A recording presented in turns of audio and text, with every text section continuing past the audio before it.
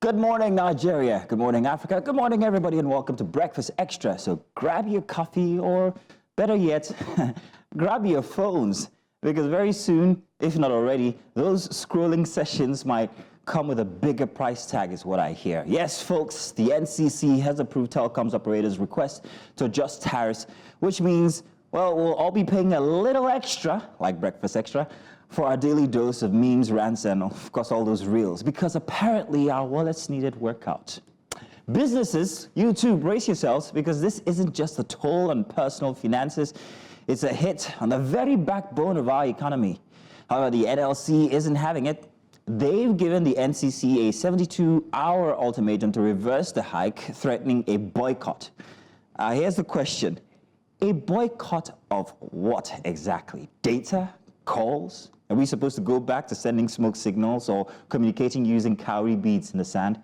I don't know about you, but personally, I can barely function when the network is buffering for 3 seconds, let alone an entire boycott. I mean, not with Instagram as exciting as what it has become lately. And I think it has something to do with the TikTok ban, I'm not too sure. Everyone migrated back to Instagram and it's blowing up. So boycott all of that? Well, tell you what, we'll just have to wait and see. Now, speaking of smoke, let's talk about the literal kind, the kind choking the Bukuma community in Rivers State. A wellhead fire has left residents struggling with health issues and also destroyed livelihoods. And while communities back investigations, the silence, or should I say the snail-paced sensitivity from those in charge, is absolutely deafening. Meanwhile, in Ogoni land, the dissent over oil exploration is heating up. The president promises fairness, but the question is, fairness for who? Because history of the land has taught us that promises in oil-producing regions are often slicker than the crude oil itself. It's talk, talk, talk, then nothing for years, for even decades. So now, they would like to start explorations again, and the people are saying, no, don't do it. First of all, mop up the Niger Delta, and then we can talk about more drillings, like Donald Trump. And for the smog of environmental crisis, let's also talk about the Nigerian instance here that has just hit the ground. Beatrice Ekweremadu. Oh yes, after serving time for organ trafficking, well, the former senator's wife is back at home soil. Quick refresher here. Now, this story began with an attempt to harvest a kidney from a 21-year-old street vendor in the UK. He was transported there, allegedly for her daughter. Now, if this feels like another case of, rich always get away with murder, well, you might not be alone in thinking so. Because the poor always seem to pay the price every time with their own body parts. It's like, talk about being the proverbial scapegoat. But enough of the heavy stuff. Let's bring in some balance to this roller coaster ride, which is Nigeria as usual.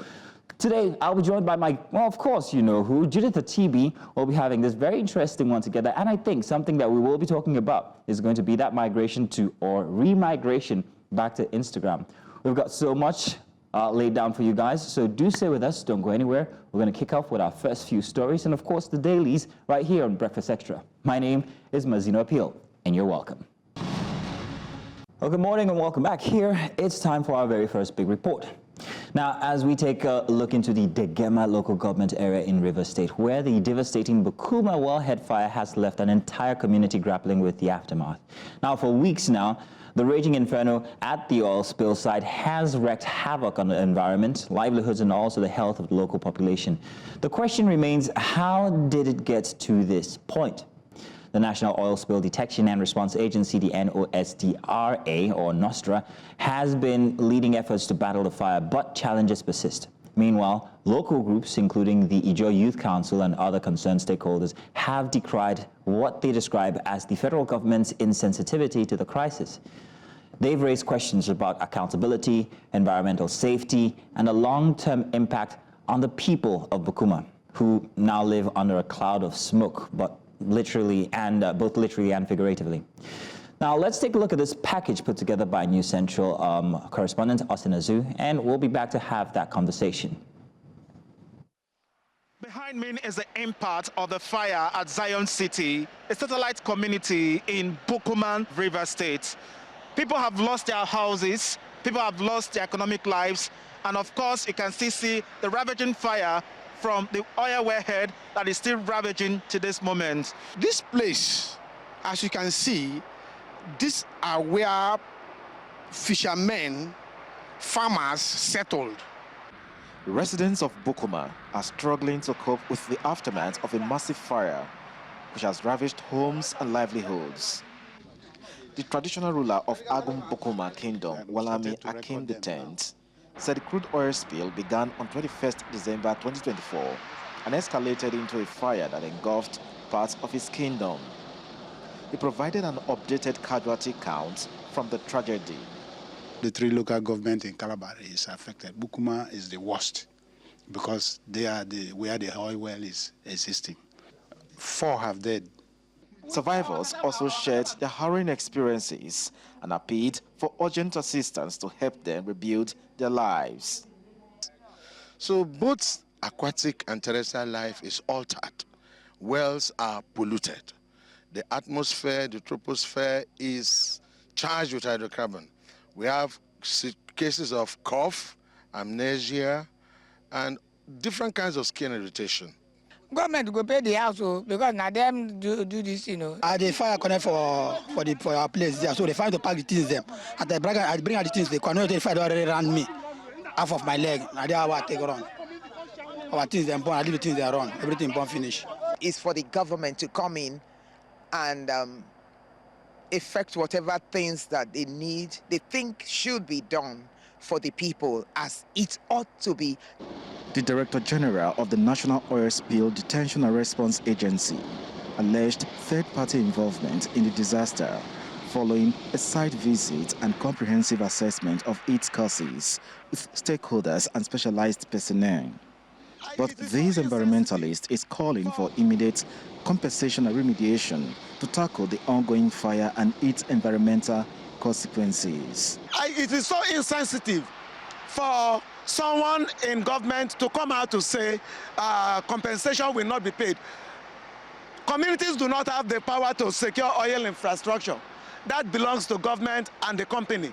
If you fail in your duty, then you should bear the consequences of whatever the outcome is. The fire, which has raged for over 3 weeks, has devastated aquatic life, destroyed farmland, and contaminated the community's only source of drinking water.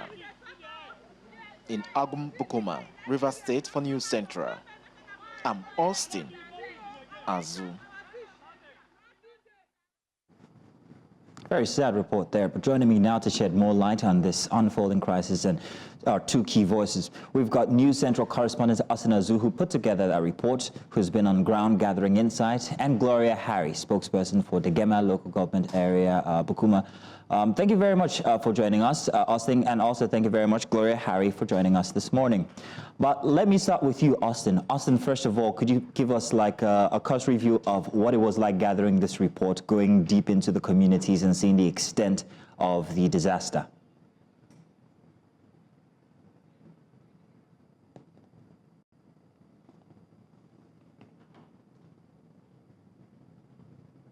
Okay, I'm being told that we've lost Austin currently. So, well, I'm sure he'll join us and he'll give us his experience while gathering the report. But coming back to you, or over to you, Gloria Harry, thank you very much for joining us.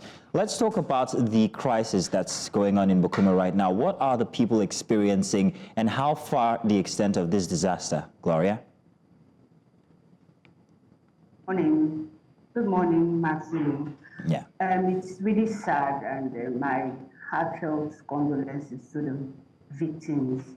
And on behalf of my chairman too, I want to express heartfelt condolences to them. It's like you've said, it's a very pathetic situation. When the chairman, Honorable Agum Mahari, led a delegation, including officials from the NEMA, there a few days back, we could hardly access the place due to the heat from the inferno and all the environmental issues there, because you could see the particles of the crude oil on the leaves and everywhere, and houses, like the video showed, were all destroyed. So the people are struggling. They are struggling. When we got there, the air was very dense. Most of us had to wear nose masks, and the heat is not something you wish for your worst enemy. So it's sad that a facility owned by the federal government is causing so much pain to the people of Digima because nature has given them this asset. And let me also put it on record that there are 9 oil wellheads currently showing signs of having the same issues. At least I was told by somebody, one of the stakeholders from that community. So you can imagine what would happen if 9 wellheads suddenly explode. Just one wellhead is causing so much disaster, then you can imagine what 9 would do. So I think it's high time for the federal government to step up their game because the people are suffering. Yeah. Now, Ms. Harry, as a spokesperson for the communities, you understand exactly what these people are going through and you're communicating these to the authorities. What is the reception from the authorities like? And also regarding the genesis of the fire, who exactly has investigations shown that it might have been there, that they might have started this fire? Well, you know, the only way you can get information is from the residents or the people from the community. So they told us that this wellheads or these oil facilities owned by NNPCL have been neglected. They have not been maintained in the last over 20 years, that's over 2 decades. So it's worrisome. And this thing happened not because anybody went there. I can't speak authoritatively if there's any human factor, but they are saying that these facilities have not been maintained. And you can imagine wear and tear. We all have equipment, we all have things that we use. And when these facilities and this equipment are not maintained, there's a likelihood that these things, they will break down. So from what the community heard and most of the stakeholders told us, the fire was caused by wear and tear, not by human factor. Okay, Gloria. So that's what happened. Thank you very much, Gloria. I'm being told that we have Austin Azu back with us now. Austin, thank you for joining. Good morning to you. Austin, we've just heard from Gloria Harry, who represents the community, spokesperson for the communities there in Bukuma. However, in your experience, gathering this report, did you also have the opportunity to see these wellheads that are being spoken of? What state were they in? What did they look like? Did it seem like something that might have been vandalized? I'm talking about perhaps maybe the other wellheads. I'm sure you couldn't get close to the one on fire. But give us your experience, please.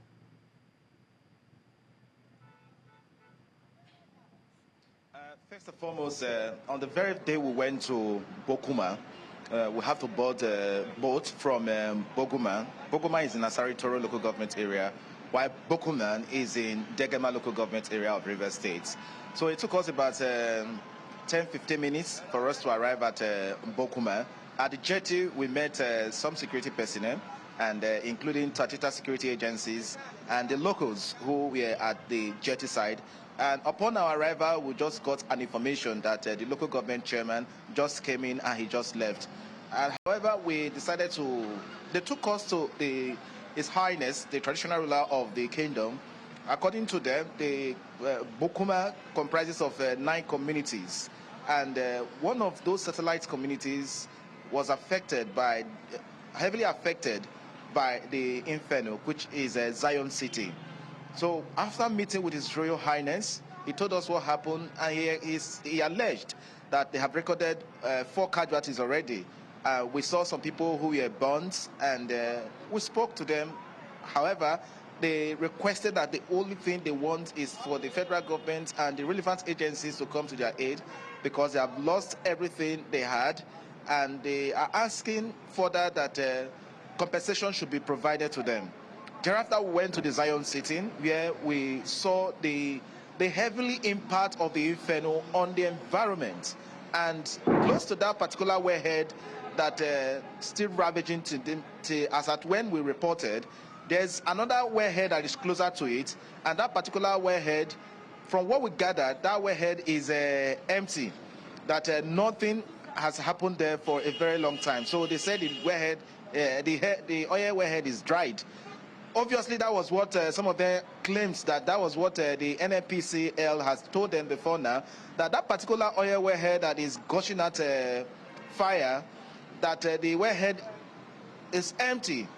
And they equally alleged that over a few months ago, that the security agencies came to that place to come and raid, and obviously, according to them, suspected to be like activities of oil theft and bunglers, and they were shooting. In process of shootings, periodically, it affected the oil wellhead valves. Of course, they call it Christmas tree. So thereafter, the place became so saturated with hydrocarbon.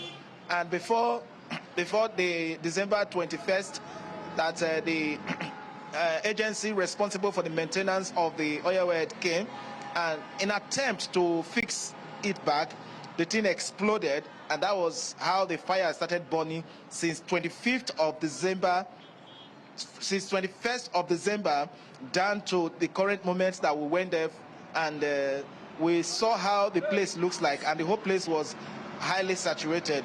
Of course, the settlements within that area, we gathered that a lot of persons do come around to come and trade, to come and buy, and that place is a settlement for farmers and fishermen. And we saw the impact of the disaster on the ecology, we saw it on the water, and we equally saw it on the land. So in that particular area, I contracted cough. I don't know if you can feel my voice at the moment. So in the process of doing some interviews, gathering information within that area, the place was charged. And of course, those of us who are new to that environment, we don't know what happened, but we left there with cough, and some of us left with catarrh. So to tell you how much the level of devastation that thing has cost the environment there. And as we speak at the moment, nobody is living in that area. So a lot of them has left that place, and obviously the place is deserted at the moment. So we saw the farm settlement that people who came around to buy one or two things can no longer go there. We saw fishermen who were lamenting that they can no longer have fish. The river is polluted, and the aquatic life too is equally affected. And most of them survive from what they get from the river, from the aquatic sails. So obviously at the moment it's just like asking what next for them. Okay. Obviously maybe the days ahead will tell, but we saw that NOSDRA, that is the agency responsible for the maintenance of the oil wellhead, went there some time ago, and they equally alleged that it was a third-party involvement. But the community said no, that they have never been involved in bunkering activity. And another person equally said that it's left for the government and the agency to maintain their oil wellheads. And this is very common within the Niger Delta area, that most of the oil wellheads within the Niger Delta area, since for a very long time, they have not serviced it. So, and most of them, the indigents of those areas have alleged that most of these most of these issues that led to the oil spillage within those areas, it could be equipment failure. Okay. And there is an urgent need for the relevant agency operating those wellheads should regularly fix them and maintain them to avoid this environmental degradation and disaster that they are causing the people of the Niger Delta. Just a second, Austin. I'd like to turn to Gloria now for a second. Now, Gloria, I'm wondering if you'd like to confirm any of the instances that Austin has just told, especially regarding the allegations of community involvement when it comes to the fire starting. Well, I can't, like I have said, I don't live in Bukuma. You know, everything we say here, we say because somebody has said it to us. But I know that there were security issues, and my chairman had to set up a committee to look at the face-off between Tantita and the community, some youths from the community. And details of that I cannot actually say because now, I don't have them. What about the efforts by NOSDRA? How is that going? Is it is it okay? Is it enough, or is it true that there's a snail pace approach to their efforts? We've not heard from NOSDRA, and we've not seen anything. My chairman went there the other day with officials from NEMA, like I said, and those are the these officials are the only ones who have reached out to the local government chairman to see ways of collaboration to make sure that this thing is, at least those people living around, because it's not just the Zion city. If you had been to that place, you would understand how it is. Now, people staying in the main community also feel the impact of what is going on. And the chairman, like I said, has put up some remedial procedures or processes, like drinking water. They don't have drinking water. So that he has said he will provide. And they've already commenced action on that. And nose masks, like I also said, with other relief items, as I speak, are currently being shipped to that community, because the people can't drink water. And you know how it is. The moment people drink contaminated water, then we're looking at another health disaster. So it won't just be physical or, like he has said, cough and catarrh and all that. The moment we have something more sinister, then it becomes uncontrollable. So the chairman, Honorable Agriye Harry, is on top of the matter. And in a few days, I'm sure you'll come back to say the chairman has really done something. Okay. Therefore, the federal agencies were yet to hear anything from them. The only people involved as at now are officials from NEMA. Simply officials from NEMA, the federal government, yes, perhaps. But what about the oil companies that these facilities might have serviced at one time or the other? Have they paid any attention to the situation? As at the last time, I've not heard anything because, like your staff said, or from the video clips, they came on air to say there will be no compensation. I was just thinking, why would you say there will be no compensation? Because this is not their fault. Your report also said those oil wells, they claim to be empty, they claim to be inactive, but one of them blew up. So now I've also said it, 9 wellheads are about to blow up again. So will they sit on their hands and wait for such disaster to occur, and they now tell the community that they will not pay compensation? Is not the right way to go. So right. I think they should put up whatever they need to put up and put it up fast, because the people are suffering as we speak. Okay, then. Thank you. Austin, let me come back to you. Austin, regarding the other wellheads that are proximate to this area, you've seen the situation firsthand. What's your advice that you'd give to the authorities, or even the locals, even the residents, the farmers, all of them? What would it be?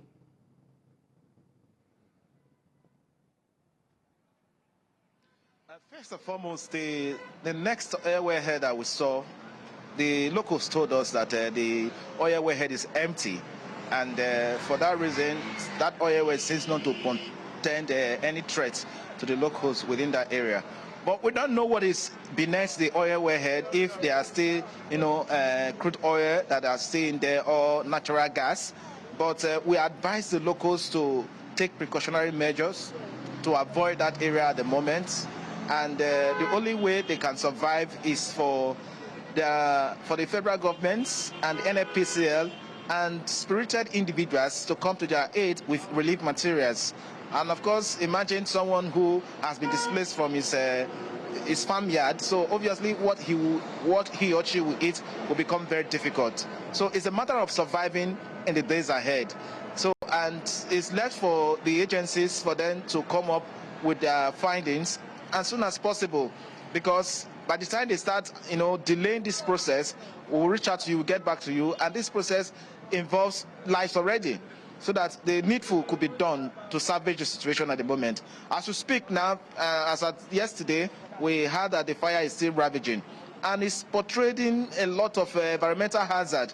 And we rode a bike from that particular jetty down to the community, and even down to the main community is not spared, because the atmosphere is filled with hydrocarbon. So you can breathe out, but you'll be taking in, these environmental diseases, so which are not too good for the health of the people. So they need this urgent attention so that this fire could easily be put out easily, so that the people can have a sigh of relief in the few days ahead. Okay. Austin, as we want to say thank you very much for bringing us the experience from Bukuma there. And Ms. Gloria Harry, thank you as well for representing the people and giving us the situation on ground regarding your engagement with the authorities. Thank you both. Thank you so much. Yes. Now do stay tuned because we have other conversations coming up. Up next, we're going to be taking a look at the epidemic of fake products and drugs that have swarmed the Nigerian market. When we Welcome back. Well, our next big story, it hits close to home, literally. From making calls to browsing the internet, telecommunications have become a necessity in everyone's lives. But now this essential service just got a lot more expensive. Earlier this week, the Nigerian Communications Commission approved a 50% tariff hike for telecoms operators, citing rising operational costs. While telcos argue that this adjustment is long overdue, the public reaction has been anything but understanding. The Nigerian Labour Congress has rejected the move outright, describing it as insensitive amidst ongoing economic hardship, with inflation already eating away at disposable income and the minimum wage struggling to keep pace with rising costs. This decision feels like yet another blow to the average Nigerian. Meanwhile, businesses are bracing for higher operating expenses, which could trickle down to consumers. The big question remains, who really bears the brunt of this hike? Now, joining me to unpack this critical issue is Frank Ilianya, senior tech writer, Tech Cabal. Frank, welcome. Thank you very much for joining us. Thank you so much. Happy to be here. Grand. So let's first talk about the impact on individuals when it comes to these increases. We're looking at a 50% increase in whether data or network calls, all of that. How's it going to affect one personally first? Let's start there. Well, it's going to maybe add to more pressure to the pressures that that people are already feeling. Inflation has done its thing, and then you've got naira devaluation that has also come in, to increase the pressure that people already feel. However, adding airtime cost to it might also, get a lot more people shaken. But you and I know that browsing and being online has become like a primary need for a lot of people. Yeah, next to air. Yeah, exactly. I mean, a lot of people wake up in the morning, the first thing they want to pick up is the phone. And for them, having to pay more, will feel a bit like, oh. But will we even notice? Will we really notice? I mean, up until now, nobody has really cared about how much I'm paying per minute or per second. Yeah. Because voice is rather relegated now. Exactly. Data, people just go buy data a week, 5 gigs. They're not really paying attention to how much they're spending. So how significant will that addition of 50% actually affect us? Will we see it tangibly? Well, if we look at what the peg is, the range that the NCC set is between 6 naira 40 kobo to around 50 naira. So the operators are at liberty to set their price in between those ranges. So if, for instance, they were charging, say, 11 naira per second of calls before, right now probably they're going to adjust maybe to like 20 naira to 30 naira. So it's a significant increase. So it's somewhat significant, but from the perspective of the operators, it's not enough, and all of that discussion is a combination of things that we've carried over from previous administration, from previous indecision, steps that should have been taken a long time ago that hadn't been taken. But here we are. It's unfortunate that is people who are having to face 1,700 naira exchange rate that are facing it. People that have to deal with 33% or over 33% inflation that has to deal with it. Let's not forget fuel price. Exactly, that too, So it's unfortunate, but this call should have been made a long time ago. I mean, if it was made, say, in 2016, if it was made in 2017, even though there was a recession in 2016, but it wouldn't have been so remarkable as we're feeling it now, because then we were talking about exchange rate at a much lower. So it's like a salad of everything bad happening at the same time. Exactly. The hikes, the electricity, the this, that, and then this now again. True, but it was long overdue. It was long overdue. So, and I hear you when you say that. But when you consider the fact that service delivery has been absolute rubbish lately, Is that a good call? You laugh, but it's true. Yeah. Is that a good call by the operators? Because, yeah, let's face it, they need funds to actually run these operations. Yes. And if raising the tariff is going to provide those funds, then that's justified, then, isn't it? Yes. Actually, why the quality has reduced is the function of the fact that there's not enough revenue that they're making in the market to be able to deploy the infrastructure that they want. If we're to go back to, say, 2001, when the market was liberalized, all right, the tariff was around 50 naira to 74 naira. Then it moved on to around, it kept dropping to, in 2015, the price went down to around, say, 10 naira to 20 naira. And then in 2016, it dropped further to 6 naira to 9 naira, all right, to where we are right now, where it's around 6 naira to around 11 naira. What were the forces responsible? So competition or what? it's competition, really.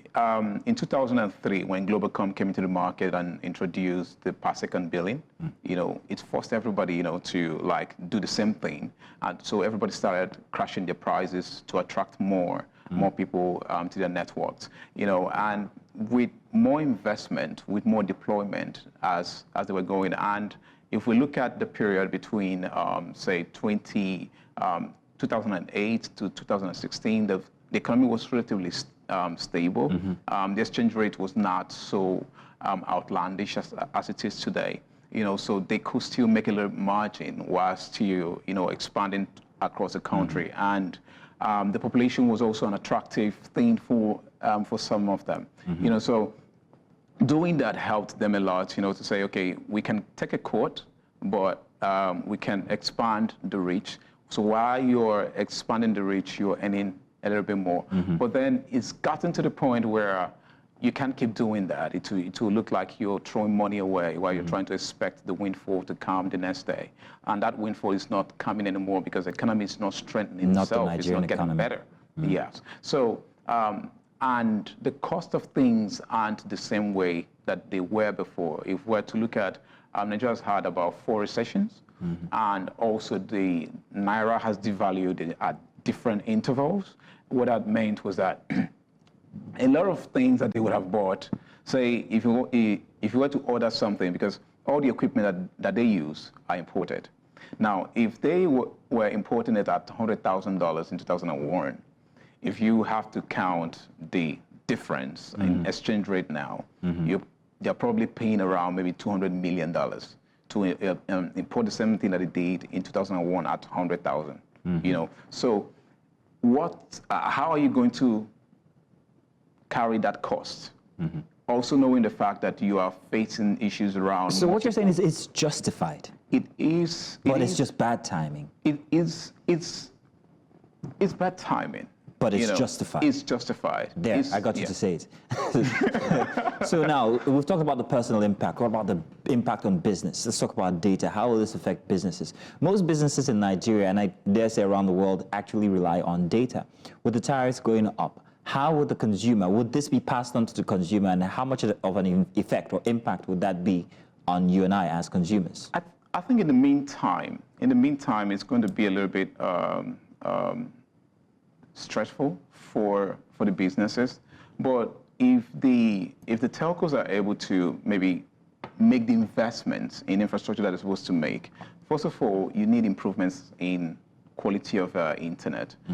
You're having a meeting online, is buffering. Sometimes you can't even get through. So all of that costs businesses a lot of money.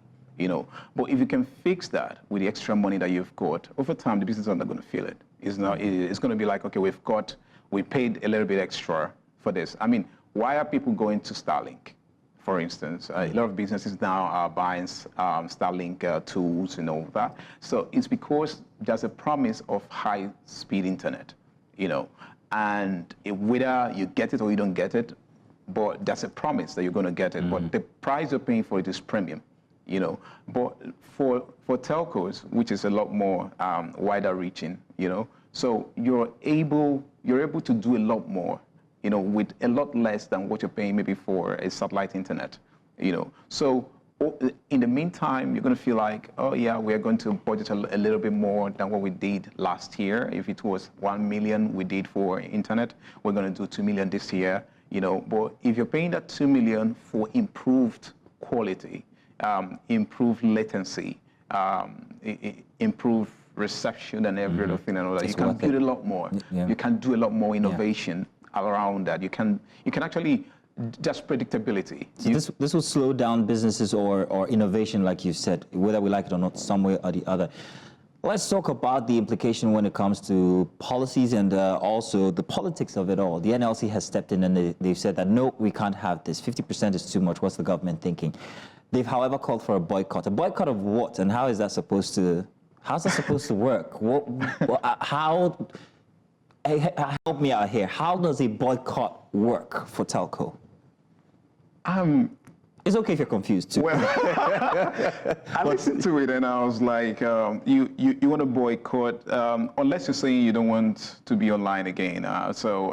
If you say that, that's understandable. I don't know how you plan to do that, because that also means that you're saying you don't want to remain competitive globally or something. Exactly. You don't want to connect to the entire world, you know.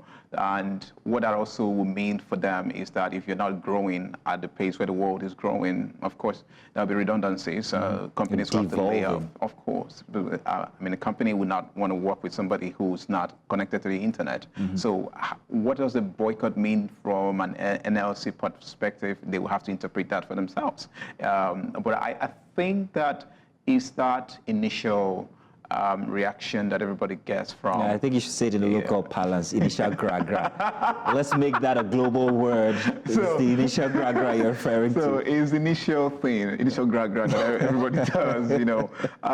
But I think that there's a lot of communication that the government needs to do from their own end to say, this is why we're doing this, and this is the benefit, this is the incentive for you. Take, for instance, the government wants to do a 90,000 kilometer of fiber, and it's looking for $2 billion. That $2 billion is not going to come from the air. Although the minister said he's got some institutions that are willing to invest, but those institutions are not going to invest if the local investors are not coming on the table. So if the local investors are not happy, no investment happens. Even the XPV that he's been talking about, the special purpose vehicle he's been talking about, it's not going to happen. So he needs the local investors to be on the table. He needs the foreign investors to come on the table. Now, when that 90,000 kilometer of fiber is deployed, it means that everybody gets to have a lot more in internet wherever you are. You can do a lot more. Even the NLC can, you know, do. But this has to be a government initiative for this to work. It's in between for me. Sometimes when they say it's government that needs to do it, because I've never really trusted that government can do anything. It's okay, you can say it again. Maybe the way it will be constituted, if it's led by the private sector. Or PPP. PPP, you know. So if it's them driving it, I would like to have a lot more people who know about telecom driving these things than just people who score some knowledge somewhere coming from, you know, that don't know what the terrain is about, you know, but people who actually been there, who've handled it and knows how it works, and then you're giving them the leverage, every incentive that they need. What are the incentives? You have to deal with the issue of right-of-way. If you're not getting all the governors on the table to say, we have to have a uniformity in right-of-way, then all of this is already dead on arrival. I'm still waiting for the plan, what the plan is to deploy those 90,000 kilometers, because we live in Nigeria, you know. It's not a walk in the park for the federal government to just say, I'm going to Let's not fool ourselves. Yes. Yeah. I'm going to Akwa Ibom to lay kilometer of fiber because I'm the federal government and all that. Chairman, governor, all of them are looking for revenue from it. So you're not going to be there to monitor those who are laying the fiber and all that. So there has to be something that says, okay, we've reached an agreement with these governors to say this kilometer of fiber will not be disturbed by anyone. And then indiscriminate vandalization of infrastructure. Security. I know we've heard the CNI gazetted, that's the Critical National Infrastructure Executive Order gazetted, but the implementation is always where we are lacking behind. It was done last year. I don't know if you've ever heard that somebody was prosecuted for cutting a cable. I've not heard before. No. So if at this point we're not having those discussions yet, then the confidence you want to bring into the market is not. So apparently the entire apparatus is flawed, whether we like it or not, as it is now. Exactly. So what would it take? This is a question I don't need you to answer for now, because I want to get to one other answer. What would it take for that infrastructure to actually be optimum? And I had asked you initially whether it was a government initiative or a private sector initiative. Either way, you still have to grapple with security issues when it comes to vandalization. Yes. So it's a mess. It's a salad. It's a mess. It's a telecommunications mess of salad, if that makes any sense. Now, regarding, I'm going to go back to the NLC and the efforts to try and help the citizenry actually live through this moment here. What would be the best approach to this, coming from the NLC? If a boycott sounds almost impossible, how can they get the telcos or the authorities, the NCC, to actually bring down the price without suggesting something that sounds, in quote, as ridiculous as a boycott? Forgive my use of the word ridiculous, but it still doesn't make any sense how this boycott is going to work. At this point, I don't think there's any going back on the increase. You know, it would have been easier to say you can get them to reduce prices if the government, first of all, had addressed the issue of taxation. All right. The telecom industry pays around 52 taxes, you know, and these 52 taxes come from the federal government, comes from states, comes from local governments, and is insensitive, you know, for just about anybody to wake up in the morning and slam a tax on one infrastructure or whatever. Now, that's beyond that. You haven't also addressed... Finish that thought. Are you saying that these taxes, perhaps, if they are relaxed, it would help the situation? Is that a suggestion? So, yes. If there's a uniformity in the taxes, let's say, one thing that investors like is predictability. They need to know that if I come into your village, I will pay 10 taxes for a period of 5 years. So I don't wake up 1 year after and you slam 15 on me. 2 years after, it's 20. At that time, 17, so you're implicating 20, the government here. There has to be an institutionalization of the tax system, or even a review of what used to be the... I know that they have a discussion going on right now by Taiwo Oyedele and his team, you know, but that discussion is taking too long, if you ask me, because there was a lot of, oh, we're going to bring this out, we're going to do this, you know, and all that. Last year, there was, before the end of the year, something's going to happen and all that. But why isn't it happening at the pace it's supposed to happen?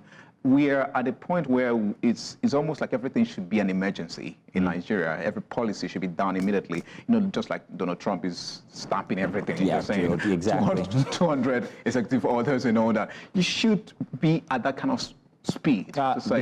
Be careful what you wish for, because there was such speed in execution when it came to removal of subsidy, and look where it got us. So be careful what you wish for. You just might get it. So that's. But then I wanted to stand on business, as the kids would say these days, on one bit here. These taxes are imposed by the government. These taxes are arbitrary. These taxes harm the businesses, I mean the telcos. If these taxes were relaxed, would we need to pay that 50% extra? The answer is? So we probably may not be able to. You know, they may not, you know, come out to say, government, we're going to increase taxes or whatever and all that. Then there's another thing also that would not have made us pay, as in do this increase. Okay, because we're trying to help the NLC here to suggest. If the market was fully decentralized, there was the liberalization that was done in 2001. Explain, please. However, the tariff regime is a bit complicated in the sense that the NLC set the price range between 6 naira to 50 naira, for instance. Then you have to do your pricing between those ranges. Now, if you set your price, say you're a telco, and you set your price, say, at 12 naira today, and then in 5 years' time, and you decide, you've seen how the economy is doing and things are not moving very well and all that, you decide, okay, can I increase from 12 naira still within the same range, say, can I increase from 12 naira to maybe like 30 naira or maybe like 20 naira? You need to have an approval gotten from the NCC. Now, the challenge here is that those approval or that approval doesn't come, in fact, they rarely come. It takes years of bureaucracy, back and forth. With that's when you now see the minister meddling into the NCC work and the NCC going back and forth with you and all that. So it takes years and years and years for that to happen. So because of that, so there's no food. It's like price control.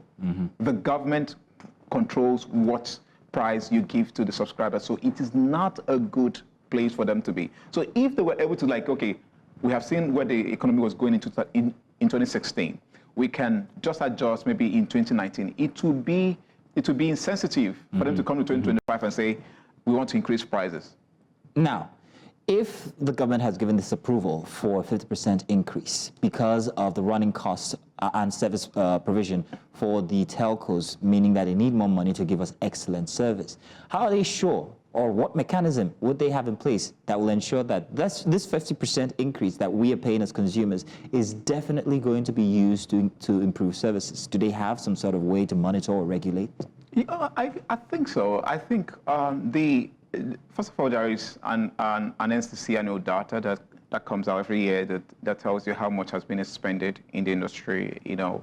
And I believe there are ways to monitor all of that.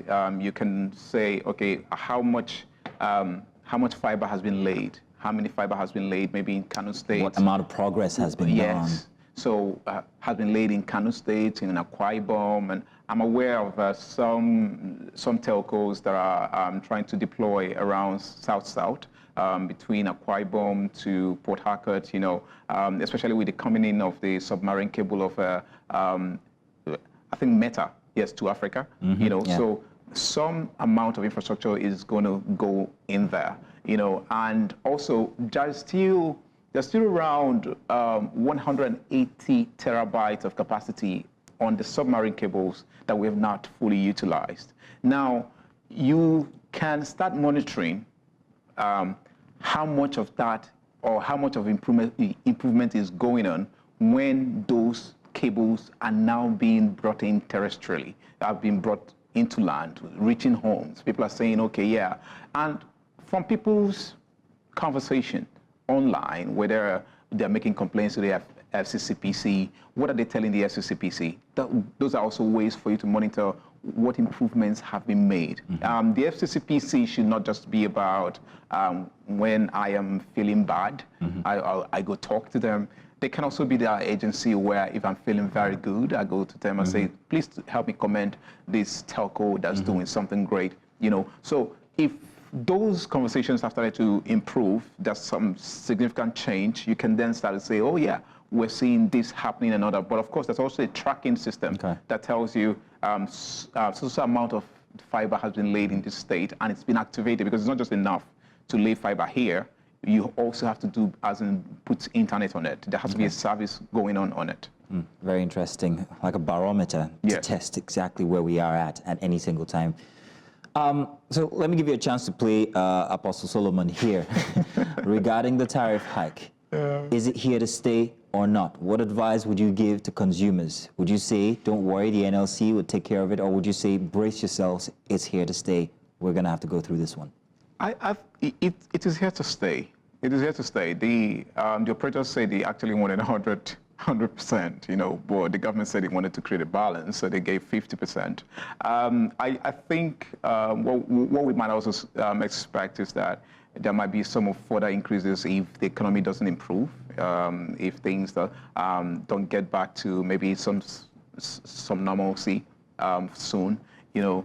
But I think what people should expect more is the improvement in quality of service.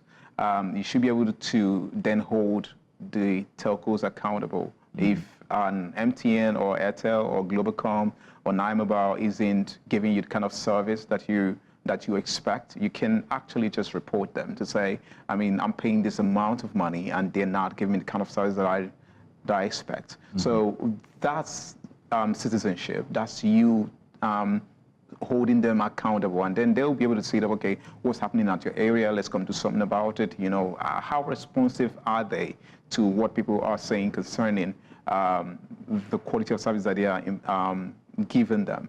I'm in conversation with some of them, and I know that what they keep saying is that we do want to improve quality, but we just need to be incentivized to do these things, and that's why the tariffs are here to stay. Well, Frank Lianya, thank you very much for your very detailed and interesting contribution on this conversation. Of course, he is the lead writer, senior writer at Tech Cabal, and I've enjoyed that conversation, and I'm more enlightened, and I'm hoping that our viewers are as well. Thank you once again. Thank you. Well, you thought you weren't going to see me today, didn't you? My name is Judith TV. It's time for breakfast headlines here on News Central Television. I'm Judith TV. We'll begin with security matters, where the Kano State Police Command has raised concerns over intelligence reports indicating potential terrorist attacks on public gatherings in the state. However, the Kano State government has accused the Nigerian police of issuing a false alarm to disrupt the annual national Tajaniya Mulud, organized under the leadership of the Emir of Kano, Muhammadu Sanusi II. In a press release issued on Friday, the command urged residents to exercise caution, avoid crowded areas, and promptly report any suspicious activities. Meanwhile, addressing journalists at a press briefing held at the Emir's Palace in Kano, the Commissioner for Information and Internal Affairs, Comrade Ibrahim Abdu Waya, condemned the actions of the security agencies, describing them as unwarranted and unjustified. In the meantime, the Nigerian police force says it has arrested 2 additional suspects linked to the kidnap of Folashade Odumusun, the wife of a former Assistant Inspector General of Police, Hakeem Odumusun, who was recently rescued from the abductors.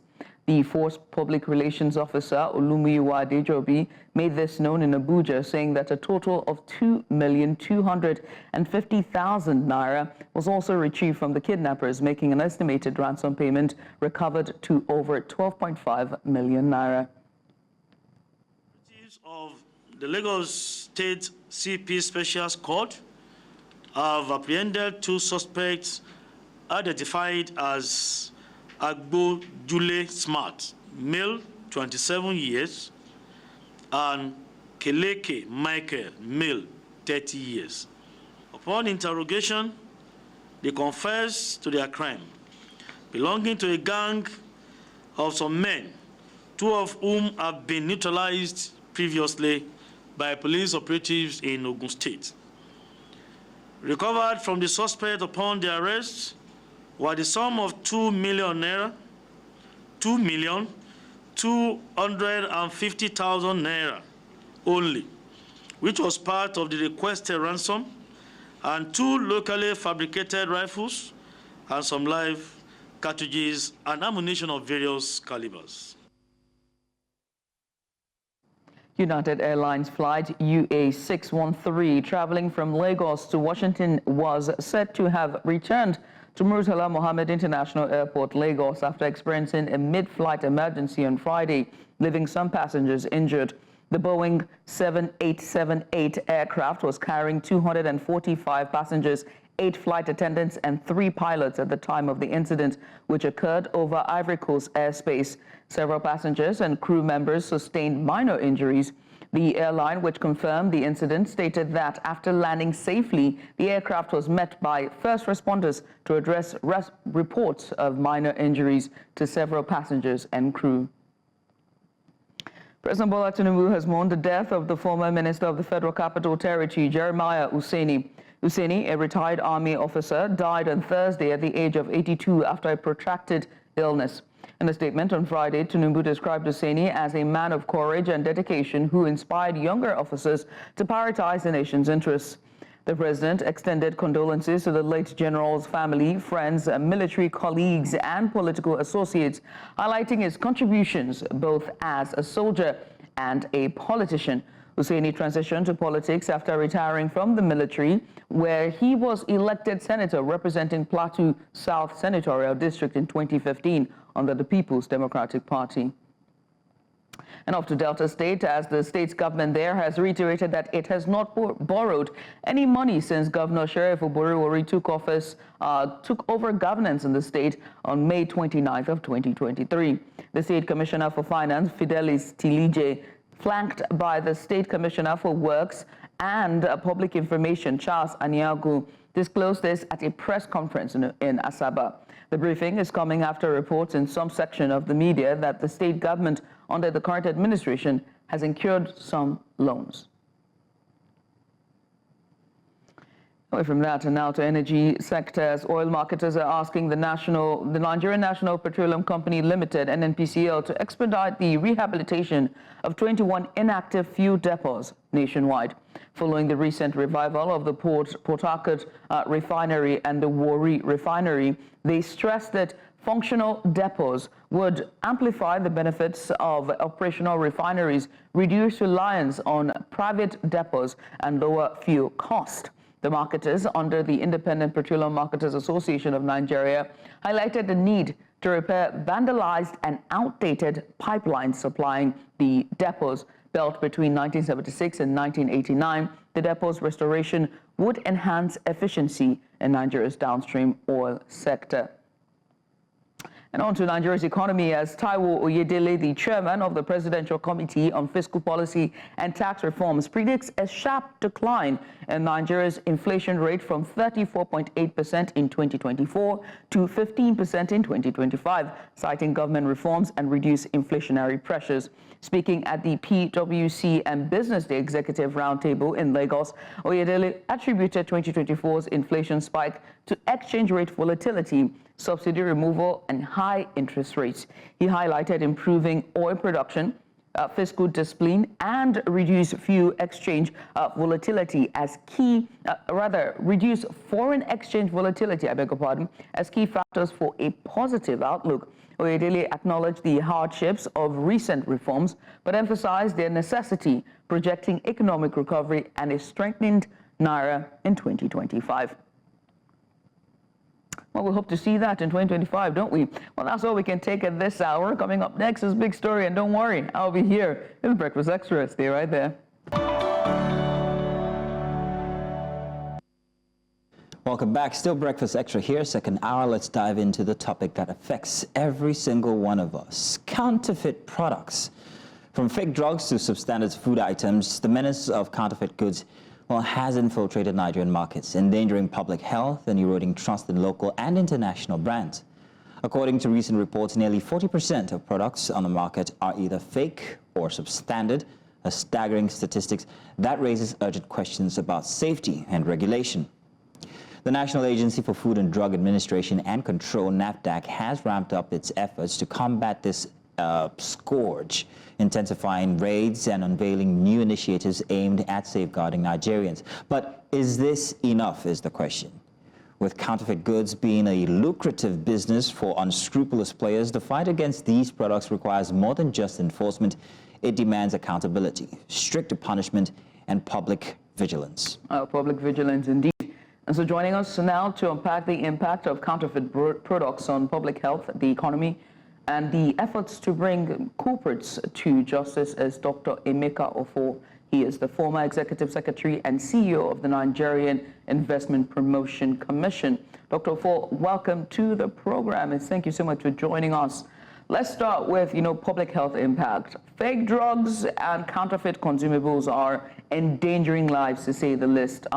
So how dire is the current situation, especially in rural areas with limited oversight? Thank you for having me on your program. The issue of counterfeit products, substandard products, and the rest of them are actually very serious problems for the nation. Nigeria is facing a fake product epidemic in the country at the moment. Nigerians are not getting value for any spend they make on that product. The statistics are quite alarming. And so whether at the urban area or rural area, the impact is the same. But it is worsened at the rural areas because of some cultural orientations whereby they use cultural remedies and they do not have access to some of the information that they are required to be able to identify the real products and the fake products. So it's a real problem for Nigeria that desires or deserves an urgent attention. We should not let it slide that there is need for Nigeria to do something about fake products, substandard products in the country, and so on. Dr. Afo, apart from the effect on public health, Nigeria is also losing money to all of these fake products. Some of them coming through borders, some of them are made here. Now, how vast is that extent? How much exactly might we be losing, and how is it affecting the health of the people? So in terms of economic consequences, there are statistics to give us an idea of what is being lost. For instance, there's a report that about 40% of counterfeit products exist in Nigeria. That's a Standard Organization of Nigeria report. And then about $20 billion is lost annually as a result of this. The World Bank also had an estimated figure that Nigeria loses about 17% of potential GDP growth. And that is a serious problem for the country. But the major thing for me is that these are just estimates. The real problem in terms of the economy, in terms of the health of Nigerians, are actually unquantifiable. Because of the effect it will have on the economy, it dives down deeper into what happens in the whole of the nation's economy. It is a serious problem, and it deserves an urgent attention. And let's just talk about basically Nigeria's, and this counterfeit products and phenomena that we see. In the late 90s into the early 2000s, we saw exactly this same situation, so much so that the late Dora Akunyili, who was the DG of NAFDAC at the time, took it upon herself to really restructure the NAFDAC and also go after the big guns that are behind the counterfeit drugs that we're seeing. And now we've seen that reemerge again, present-day contemporary times in Nigeria. And so it begs to ask the question, who are these culprits? Who are the people behind this? And what is Nigeria doing in terms of, what are the factors that allow them to thrive in the Nigerian economy? Is it due to, low inflation? What exactly is it? Is it inflation? Is it our economic status? Is it the present condition of economy? Help us understand why they still continue to thrive. So in order to answer the question about the culprits, I would like to say, actually I'm constrained to say that we are all culprits. When you look at the vendors, who are the ones that sell these products to Nigerians, they are culprits. Who are the manufacturers of these products? They are the culprits. Who are the buyers? Who are the regulators that are responsible for curtailing their prevalence? They are culprits. And then who are those that are promoting it maybe on social media, on different kinds of platforms? Who are those that are preventing people from getting the right information about products? So we are all culprits. And the time is right for us now to take a decision about some of these things and do what needs to be done. You mentioned attempts made in the past to curb these things, but are they giving us the results that we want? They may have had some impact, but the problem still persists. And what that means for us is that we need to do more. We need to do more. Doctor, first off, I wanted to note that we made all efforts to try and get a representative from NAFDAC to be here to give us their side of the story, but we were unable to do that. We don't know why. But let's talk about the efforts of NAFDAC itself. Yes, they are identifying these products, these bad products. We have evidence in video format, and of course, they're putting the word out there. But what more can they do to enable or to help consumers watch out for these products, identify these products? How can we know that we're looking at a product that is perhaps maybe counterfeit? There was a personal experience of mine. I don't know if you know what the barcodes, if you remember the barcodes at the bottom of every product. Now, I was at a store, a supermarket, a big supermarket actually. It's a big Nigerian supermarket. And I turned over this bottle of alcohol, and right on there it was the barcode. And I turned over the next bottle of alcohol, and I saw and identified the same barcode, the same number. And I turned over all of them, and it was the same all through. That's my effort to try and make sure that I'm getting authentic stuff. But how can people know about these identifiable methods of identifying these kinds of products that are not consumable? Okay, so thank you. Before I answer the question, let me just put it in context.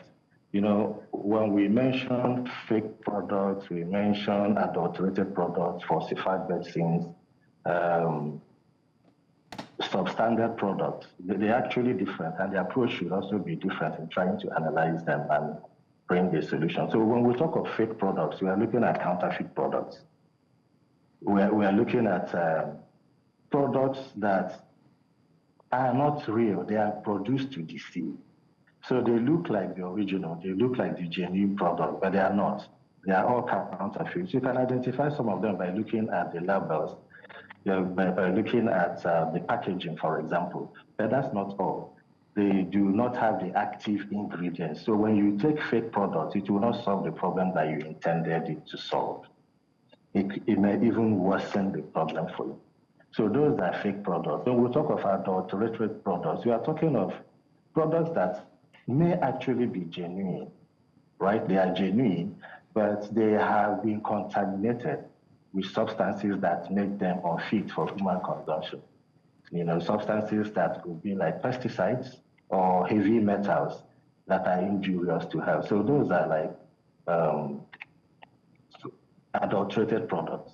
But when we now talk about maybe substandard products, we are referring to products that are also genuine. They may contain they require active ingredients, but they are not in the right proportion. They may or may not even contain. They may not solve the problem they are intended to, or they may solve it at a lesser level. So those are the explanations that I want to. So if we are talking about fake products, we should ban fake products outrightly. They should not be seen in the Nigerian market. Yeah, but how do I identify them with my limited knowledge? So how do we... exactly, go ahead. So limited knowledge is an issue.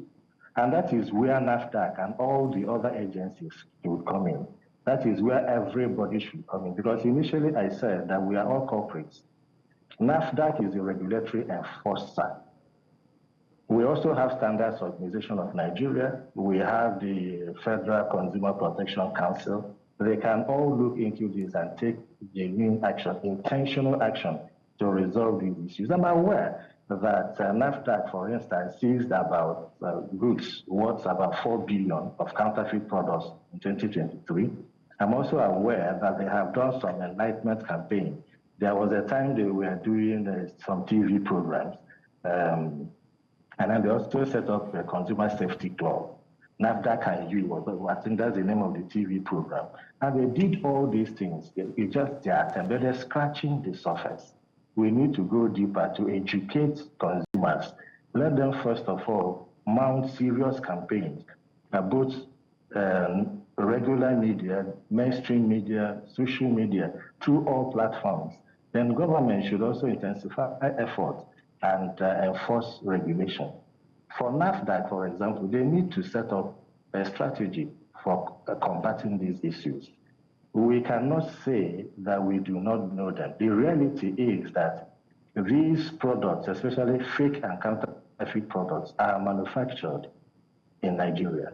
They are available in open markets across the Federation, not just in any part of the Federation, open markets across the Federation. So NAFDAC can move in and track them. NAFDAC can trace them. The barcode you mentioned is one. They should enforce them when they are making registration. They should use technology to do these things and make sure that we get value. Nigerians are bleeding. Thank you.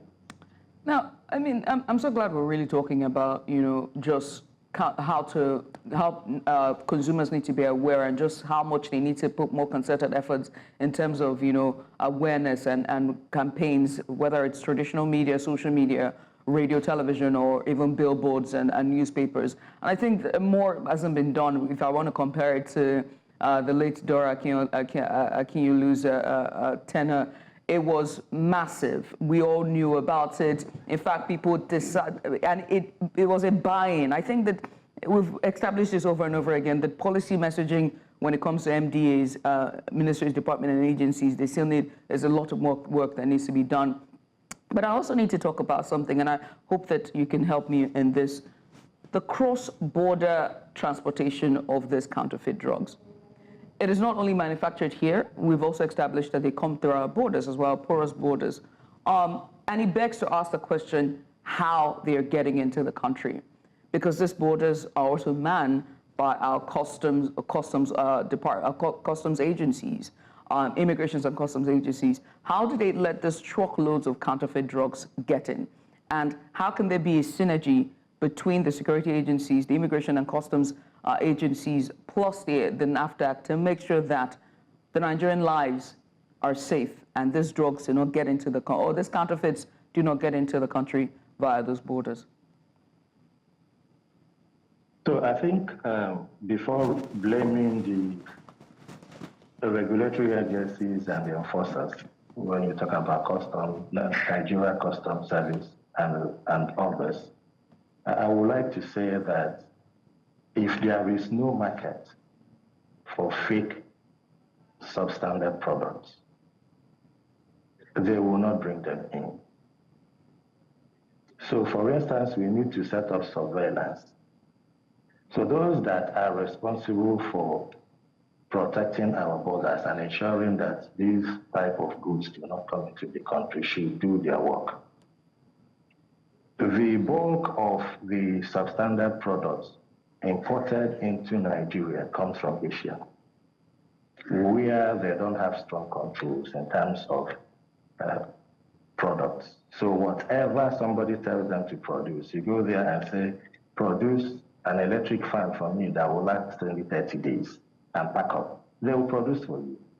But if Nigerians on their own take a decision and say, I'm not going to buy fake, adulterated, substandard products, it will help.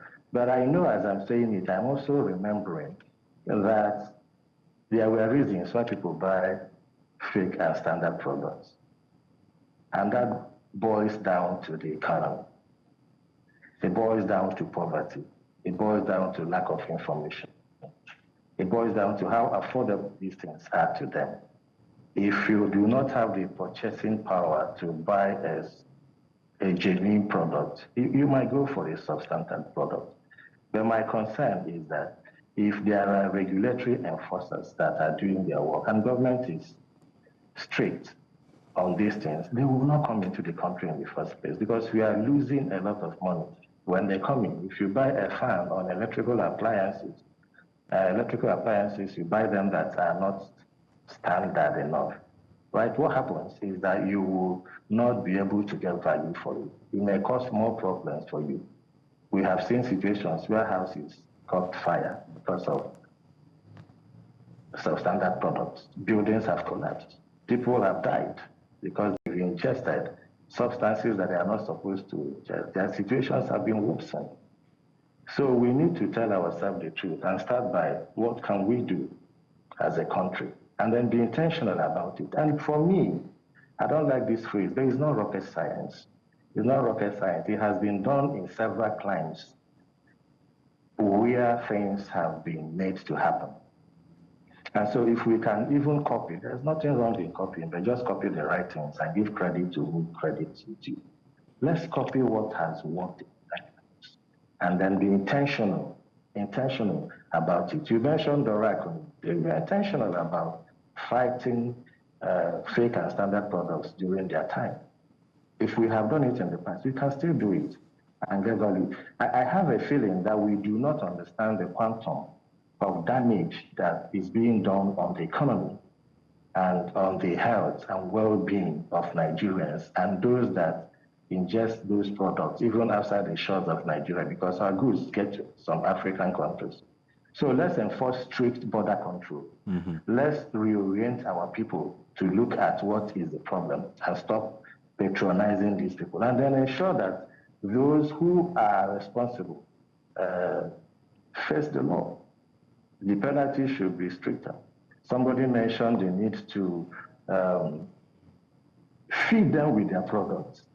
So if they are caught and they are fed with those substandard products or fake products, maybe they will have everything. But that reorientation is very important. And there might be need to also enforce some changes in regulation to make sure that it covers and captures the need of the moment. Dr. Offa, I think you just captured exactly what I was going to ask regarding penalties and also enforcement. So are you saying that our legislative laws now that are surrounding the issue of counterfeiting are weak? Do we need more reform or better legislative reform in this regard? So what happens usually is that when a law is made, those that want to work against the law will find advantage within the law. So what happens is that there is need to constantly update the law. In this case, Nigeria has a lot of laws already, but there's need for us to implement and enforce those laws. So we should work at public orientation. We should work at how do we introduce reforms into the process, strengthen the judiciary so that they will be able to sort out the problem. And then the Federal Consumer Protection Council should also step up the fight, in addition to NAFDAC and Standards Organization of Nigeria. So regulatory reforms are necessary, and they should be regularly updated to meet the needs of the moment. Dr. Offa, I mean, we've been here before when it comes to counterfeit drugs, products, food. We have been here before, and it's always during the tides of economic downturns. The question is, what then are our long-lasting solutions so that we will not be here again, God forbid, another economic downturn era? So for me, from what you said, it's obvious it's cyclical, and poverty is an issue. For me, a long-term solution will be to help Nigerians, to pull Nigerians out of poverty. If we can pull the majority of Nigerians out of poverty, it will help. Secondly, we need to get foreign investors or local investors, get Nigerians to invest in their own country and see the reforms that government needs to put in place so as to encourage them to get involved and invest in their own country. And then address fiscal measures and monetary measures so that it will be easier for investors to get funds at cheaper rates. Then try as much as possible to curtail inflation so that it's because pricing is an issue at the moment. If you don't have the resources to afford, you go for what you can, but that may not help matters. But if somebody is living below the poverty line, he doesn't really have much to do. And then during a period of economic downturn, it worsens. So the major solution will be to see how Nigeria can build its economy. And the ways to do that are obvious. Create an enabling environment, inject investment into the economy, and then make sure that those reforms are implemented and investors get return for their money. As it is now, the situation is worsening, and that's why I keep in every statement I make here to call for concerted efforts to ensure that these are done. So if we address the issue of economy, if we address issues around manufacturing and standards, we address the issues around consumer protection and goods and products regulation in Nigeria, we will have strong institutions that can enforce these things. All right. So all right. Ultimately, it behooves on all of us to be intentional about this. And then the campaigns must be put in place. All right. If everybody becomes aware, it makes it easier for us to curtail these problems in the future. I mean, Doctor, you have done well, justice to this topic, and your call to action is very important to all stakeholders, whether it's the private sector, the public, or even the agencies and the government as well. Everyone needs to come together, judiciary, executive, legislative, and also the agencies who are in charge. Dr. Emeka Efo, he's the former executive secretary and, of course, the CEO of the Nigerian Investment Promotion Agency. Hopefully I got that correctly. But thank you so much for joining us. We appreciate you for doing this with us. Thank you, sir. Thank you. We'll switch gears now. We're going to go on a short break. When we return, we talk about the Ogoni cleanup as Tinubu met with Rivers stakeholders over the cleanup after the break. And you're welcome back. For decades, the Ogoni people of Rivers State have borne the brunt of environmental degradation caused by oil exploration, with polluted rivers, contaminated farmlands, and unbreathable air becoming part of their daily lives. The promise of a cleanup has been on the national agenda for years, yet progress has been painfully slow. In a recent move, President Bola Tinubu met with Rivers State stakeholders, including Governor Siminalayi Fubara and Ogoni leaders, to discuss the path forward. The meeting comes amidst renewed efforts to restart oil production in the region, a move that has stirred both hope and skepticism. While some see it as an opportunity for economic revitalization, others fear it could deepen the environmental scars of the past. So today, joining us this morning to dissect these developments are Dr. Fineface Dumnamene, Fineface, Executive Director of the Youth and Environmental Advocacy Center, and also Inatimi Odio, a renowned environmentalist. You are welcome, gentlemen. Thank you very much for giving us your mornings. Thank you for having me on the program. Yes. I'm going to start. Good morning. Yes, delighted indeed. to be with you today. Thank you. I'm going to start with Dr. Fineface. Doctor, so the federal government claims to have remediated 36 sites and commissioned water projects. Now, how exactly can you verify this fact and the impact of these to the people of the area affected? It's actually difficult to verify the claim by the Minister of Environment that HYPREP has remediated 36 sites and that water has been provided for the Ogoni people, because I know in the first instance that the issue of water is still very controversial in the Ogoni area. Majority of Ogoni people are still drinking and relying on contaminated water sources. I can confirm water projects being cited in some areas, some of them running, but it's not yet sufficient as expected. After over 12 years since the UNEP report was released on August 4, 2011. And then the issue of claim of 36 sites remediated. You know, when a site is said to have been remediated, the people who have the responsibility to verify whether those sites have been properly remediated is the National Oil Spill Detection and Response Agency, NOSDRA. NOSDRA is a project, or let me say, agency under the Federal Ministry of Environment. The Hydrocarbon Pollution Remediation Project, HYPREP, that is carried out the cleanup, is a project under the Federal Ministry of Environment. So it is difficult for one arm of the same parent ministry to give a report that is done on another arm of the same ministry. So whatever they claim based on clearance they got from NOSDRA is their position, unless when we as civil society organizations have been able to put together resources, put together expertise, and we are able to go on the field to independently verify some of these sites before we can give a pass mark to those sites. Because something happened some years ago in, I think, Kedere community, where Share claimed to have carried out environmental remediation. Amnesty International came forward with experts, audited the site, and it was found that hydrocarbon was still under the soil that has been remediated and certificated by NOSDRA. So all of this put together is difficult for me to give a clear, clean-cut, approval or confirmation that those things have been done in those areas.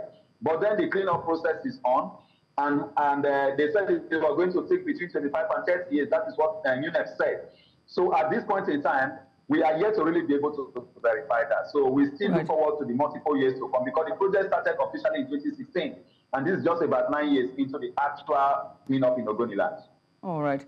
Let's come to audio and just ask you, right? Just like Fine Face has put, oil production is about to start. Oil exploration never stopped, really. But oil production is about to start in Rivers State, at Warri as well, and also in Port Harcourt. Now, restarting oil production is pretty much a controversial topic. But let's talk about the potential environmental risks. As an environmentalist yourself, what are some risks that you foresee happening, and how can they be mitigated for the sake of the people? Yeah, firstly, I'd like to first appreciate the federal government for deeming it necessary to have a stakeholders meeting. But my concern there is that the stakeholders meeting is not to solve the problem or particularly focused on solving the problem, but to continue oil production. But if that meeting had been called for, the stakeholders to come together to see how they can path a way forward, it would have been a very, very useful meeting. However, it is a step, and the journey of 1,000 miles starts with a step. High Prep was supposed to clean up Ogoniland, remediate, and restore the environment, the mangrove and the forest. But if at this point in time that has not been achieved, or reasonable percent of that has not been achieved, going back to oil exploration in those areas would sound to environmentalists as a secondary issue, because the primary issue was supposed to be addressing the problem that is on ground.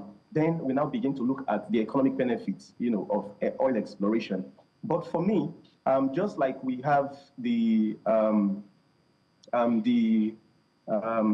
Oloibiri well dried up, and then the oil companies, SPDC, and the federal government has completely forgotten that area, and we have spills still found in those areas, and nothing is being done. It tells that the federal government is considering much more of what they want to benefit, what the federal government should benefit, rather than what the community people should benefit from the oil exploration. So basically, I think that if we want to get it right, the first step should be to ensure that the remediation has gone to a very reasonable extent and restoration has begun before we can begin to talk about opening the horizon.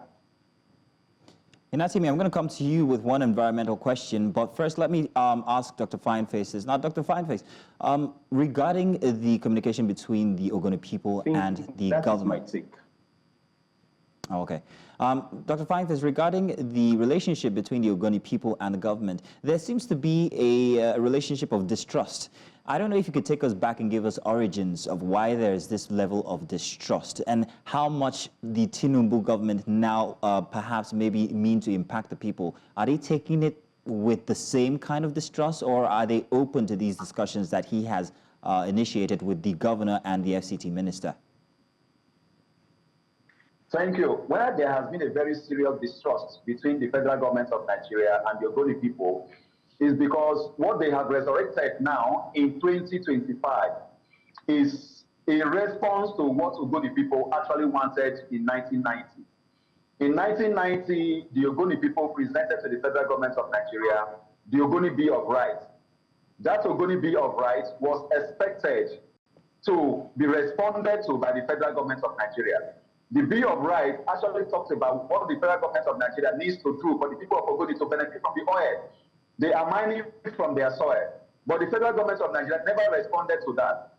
The Ogonis waited 1990, they waited 1991, they waited 1992. By 1993, when no response was coming from the federal government of Nigeria and Shell was continually drilling oil from the area, then they decided to gather in one of the most greatest and massive gathering you can talk about of an indigenous people in 1993 and declare share persona non grata in Ogoniland, that they should stay away. And that process continued, and in the way of the federal government of Nigeria, under the military rule at that time, trying to force their way into Ogoni, they started clamping down on the Ogoni people. From 1990, 92 to 93 to 95, they started killing Ogoni people. Over 2,000 Ogoni people were killed. And then it came to a climax in 1995 when Ken Saro-Wiwa and 8 others were killed by hanging for campaigning for environmental rights and other issues. So all of this put together, a lot of Ogoni people have been expecting the federal government of Nigeria to address the issues that led to the suspension of oil extraction in 1993. But that issue has not been addressed. Several governments have come and gone, and nothing has been done. If you recall, in 1999, when Nigeria returned to democracy, there were 2 key issues on the table of the Nigerian government. The issue was how to address the annulment of the June 12th of the Yoruba nation, and the issue of how to address the killing of the Ogoni leaders here in Ogoniland. So these 2 issues were the 2 things that faced the government in 1999. But tactically, the federal government of Nigeria addressed that of Yoruba land by even going to the prison to pick former President Olusegun Obasanjo and made him president. They went further to recognize the winner of the annual June 12th election, MKO Abiola, as the president of Nigeria and gave him the highest honor of the land. Today we can roughly refer to Abiola as the former president of Nigeria. But the Ogoni issue remains pending today. So how come that now that the Tinubu administration, Tinubu has been part of agitation in this country, he has demonstrated on the street, he is an activist, he is an activist that we know and an advocate. We know how he also fought for the democracy that we have today. So now he wants to attend to the Ogoni issues. Where he is starting from is that oil extraction should start. One would have expected the meeting that held in Abuja in order to build trust to say, okay, federal government of Nigeria is now prepared. We are now ready to address the Ogoni issue. What are the Ogoni issues that we need to address? What are the wounds? How do we heal the wounds? And then begin to talk about the exoneration of Ken Saro-Wiwa to clear all those that were killed. And then look at the issue of saying that, okay, the cleanup is ongoing. It's one of their demands in the Ogoni Bill of Rights. We are going to ensure that it is properly funded and completed on time. We recall that we confiscated the Ken Saro-Wiwa Memorial Bus. We are going to release that. And we are going to address all your grievances. Then go home as those who represented these people. Talk to your people. Let them come forward and then bring us a report on what we need to do to address the Ogoni issues. When this process would have been concluded, in the way of addressing the issue, you now said, okay, now that we have addressed this issue, can we now come back to take oil so that your youth can be employed? The economic activities, which is one of the demands of the Bill of Rights, can be addressed. These are the processes and strategies that the government is supposed to follow. But now they are just going straight to say, we are going to extract oil without being able to address some of these issues. And that is confrontational. And it's not going to be something that will go well, because as we speak today, the people are divided. Okay, Doctor. Those who support the oil extraction and those who don't support it, and those who are on the neutral ground. So Goni today is charged, as charged as it was in the 1990s. And that is why you have a lot of distrust on the part of the government. All right, because Doctor. Nigeria is looking to be able to pump 202 million barrels per day to fund the 2025 budget. That is why they have now remembered Ogoni to be able to come and collect oil. All right, just a second, Doctor. Just a second, Doctor. I didn't want to lose one train of thought there. Thank you very much for bringing up Ken Saro-Wiwa, who was himself an environmentalist. Now, coming to you, Mr. Inatimi. Inatimi, regarding the efforts by past advocates like Ken Saro-Wiwa, looking at that and having that in mind, what efforts could the federal government, the Tinubu-led federal government currently now have with the land or the Ogoni people that could make them perhaps soften their stance regarding this exploration that's supposed to begin? What can they do environmentally to help the people or make the people more acceptable of their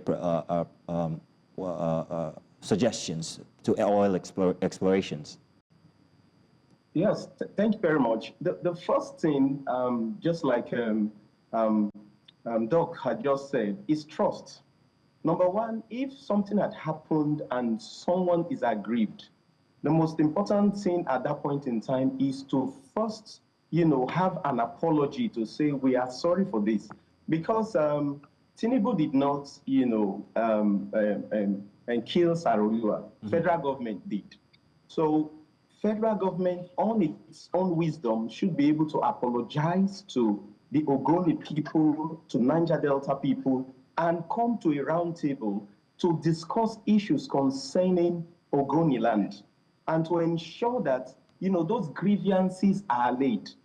First of all, if you are talking about building trust, people should see positive steps to meeting their immediate needs. There are people without livelihood. The rivers have been polluted, the mangrove have been destroyed. You know, that is also increasing the environmental issues, because the mangrove that is supposed to be sequencing the CO2 has been destroyed.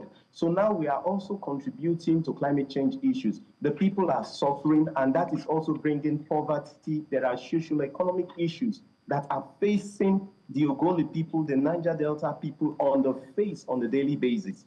So the most reasonable thing to do is to begin to have conversation, engagement with these people, to see how best, you know, their suffering can be, you know, alleviated. With that, he will begin, the presidency will begin to build trust. And as they build trust, they, you know, openly apologize for, you know, what the federal government has done, and demand from the Ogoni people what, you know, they think should be done, you know, to make the past become a past. Because as long as, you know, Nigeria is concerned, and the way the federal government is dealing with the Ogoni people is concerned, the past has not passed. The death of Ken Saro-Wiwa is still as fresh as today. It just happened today, because all the grievances and everything are still almost the same. So the government has to be deliberate, have consultation with Ogoni people, and empower Ogoni people through, you know, implementing the objective of high prep to the letter. Because if we are saying for almost 10 years, you know, that the cleanup started, we can hardly, you know, measure reasonable success. Where can we get trust? Where can we get the backing of the Ogoni people, you know, to support the cleanup process? So I think those are the things that would help to heal the wound, and to heal the grievances in the heart of Ogoni people and Niger Delta people as a whole. So I think those are some of the steps that the federal government should take. Engage the people, be deliberate over the cleanup exercise. Because it has been so politicized that, you know, when we talk about Ogoni cleanup, we begin to wonder if Ogoni cleanup for about 10 years now has not yielded, you know, any fruit. If we are looking generally at the Niger Delta, how long will it take the federal government to clean up the Niger Delta in a manner that, you know, we would say we have a good environment? So the fear of, you know, the government not being reasonable to the Ogoni people will cause resistance, even if the federal government tries to go back to Ogoni, you know, to you know, give license for operation. They should really, really engage Ogoni people and the Niger Delta. Thank you. Thank you for that. I mean, beyond the cleanup, right? We've been talking about the cleanup. Let's move away beyond that and just focus on the people and, you know, and the community, their livelihoods. The environment has been destroyed. I mean, like you said, Dr. Fineface, at the beginning, you cannot ascertain this water projects that the Minister of Environment is saying. And well, one thing is certain, that the people there don't have access to clean water. And we've seen clusters of cholera outbreaks, especially in River State from last week that we saw.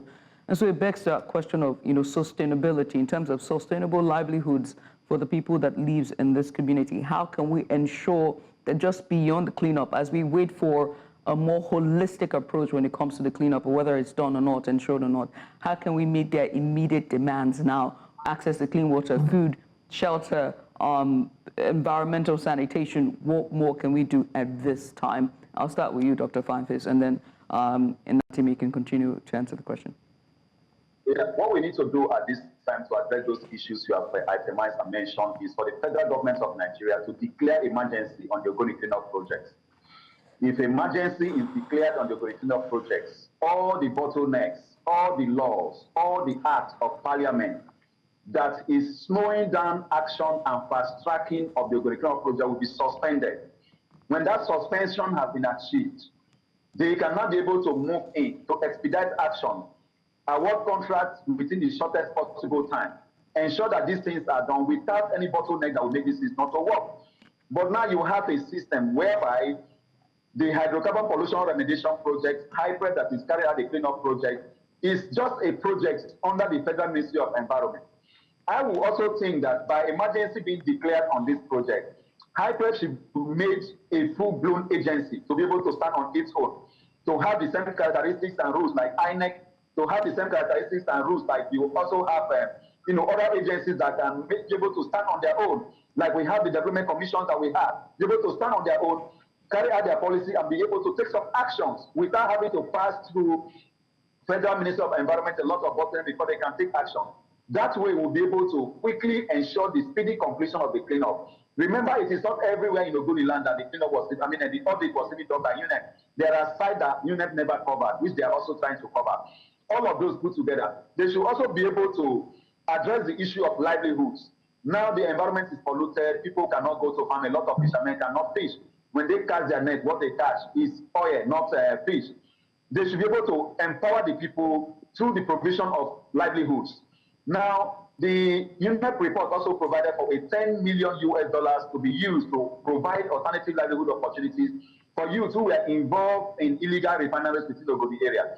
I have not seen any holistic or embracing policy or action on the part of HYPRED or the federal government to really utilize that resources to address that issue. So all of this put together is making it difficult for the people to really be able to benefit from the process. Right. Because you cannot shut down an area where you are pouring chemical and doing some job without being able to provide concrete alternative for the people. Natimi, you have the floor. Go ahead, because we're about to wrap up. Your thoughts very quickly. Okay, for the sustainable livelihood assessment, for the sustainable livelihood aspect, I think a sustainable livelihood assessment should be done. Because as Ogoni land is, there are different communities, there are different people, there are different interests and different livelihood opportunities. So I think a livelihood assessment should be done, and a sustainable livelihood plan should be implemented, by the government. That will now put everyone in their right places. A round peg in a round hole, a circle peg in a circle hole. So that gives everybody the opportunity to be able to do what they think best they can do within the livelihood opportunities within Ogoni land. Sometimes when projects or programs are initiated, it is imposed on the people. But if those engagements from the needs assessment to the livelihood assessment is done with the people, we'll be able to get, livelihood opportunities that would engage the youth, the women, the men, everybody, so that people can be more productive. And when they become productive, the needs and the interest will change. And as the needs and the interest change, the federal government will be able to build from that to be able to achieve that economic potential, which is in Ogoni, that they desire to get. Thank you very much. Thank you, gentlemen. Dr. Fineface, many thanks, and also to you, Natimi. Thank you for having me on the program. Now I want to say stay tuned because we've still got 1 hour to go inside of Breakfast Extra. Let's take a pause now, and when we come back, more for News Central.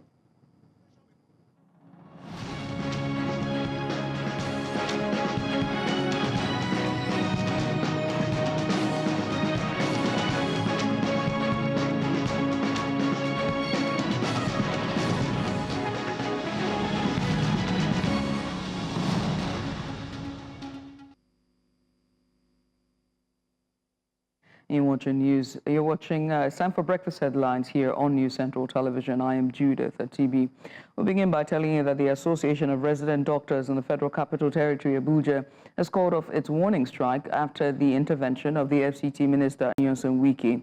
The president of the association, Dr. George Ebong, in a statement on Friday, said the FCTA under Wike has met their demands. On Wednesday, the doctors grounded all FCTA-owned hospitals in Abuja over unpaid arrears and other demands. However, in an update, Dr. Ebong revealed that its members have started receiving alerts of the 6-month salary arrears. Ebong therefore noted that the intervention by Wike doctors in the FCT are requested to resume work on Saturday, 25th January of 2025. And now to security matters. Notorious terrorist leader Bello Turji has expressed his willingness to surrender. The Chief of Defense Staff, General Christopher Musa, who disclosed this on Friday, revealed that recent military operations targeting Turji's network have significantly weakened his position. He stated that the operations led to the elimination of Turji's second-in-command and several top lieutenants, forcing him to release many hostages and consider laying down arms. Musa explained the challenges being faced by the military in tracking Turji, noting that his movements are often unpredictable, making it difficult to act swiftly on intelligence. However, he noted that the military's recent successes have created pressure on Turji's group, leading to his decision to surrender. Still on security, the Kano State Police Command has raised concerns over intelligence reports indicating potential terrorist attacks on public gatherings in the state. However, the Kano State government has accused the Nigerian police of issuing a false alarm to disrupt the annual National Janiya Mulad organized under the leadership of the Emir of Kano, Muhammadu Sanusi II. In a press release issued on Friday, the command urged residents to exercise caution, avoid crowded areas, and promptly report any suspicious activities. Meanwhile, addressing journalists at a press briefing held at the Emir's Palace in Kano, the Commissioner for Information and Internal Affairs, Comrade Ibrahim Abdul Waya, condemned the actions of the security agencies, describing them as unwarranted and unjustified. Let's also tell you that the Nigerian police have arrested 2 additional suspects linked to the kidnap of Folashade Odumosu, the wife of a former Assistant Inspector General of Police, Hakeem Odumosu, who was recently rescued from the abductors. The force public relations officer, Olumiwa Dejobi, made this known in Abuja, saying that a total of 2,250,000 naira was also retrieved from the kidnappers, making an estimated ransom payment recovered to over 12.5 million naira. The operatives of the Lagos State CP Special Squad have apprehended 2 suspects identified as Agum-Bukuma Smart, male, 27 years, and Keleke Michael, male, 30 years. Upon interrogation, they confessed to their crime, belonging to a gang of some men, 2 of whom have been neutralized previously by police operatives in Ogun State. Recovered from the suspect upon their arrest were the sum of 2 million naira, 2,250,000 naira only, which was part of the requested ransom, and 2 locally fabricated rifles and some live cartridges and ammunition of various calibers. Away from security matters, as Nigerians mourn the passing of a former minister of the Federal Capital Territory, Jeremiah Oseni, President Bola Tinubu has also extended his condolences to his family and associates. Oseni, a retired army officer, died on Thursday at the age of 82 after a protracted illness. The president, in a statement on Friday, described the late Oseni as a man of courage and dedication who inspired younger officers to prioritize the nation's interests. He also highlighted his contributions both as a soldier and a politician. Oseni transitioned to politics after retiring from the military, where he was elected senator representing Plateau South Senatorial District in 2015 under the People's Democratic Party. And that's all we can take for Breakfast Headlines. You're watching News Central Television. It's back to Breakfast Extra. Stay here. And you're welcome. It's time for, well, our extra special. Here, the winds of change blow through Washington. Sorry, my apologies. Now we're doing Focus Africa, as we're talking about the winds of change that have blown through Washington once again, and Africa braces for a potential second term of, not potential at this point, it has happened.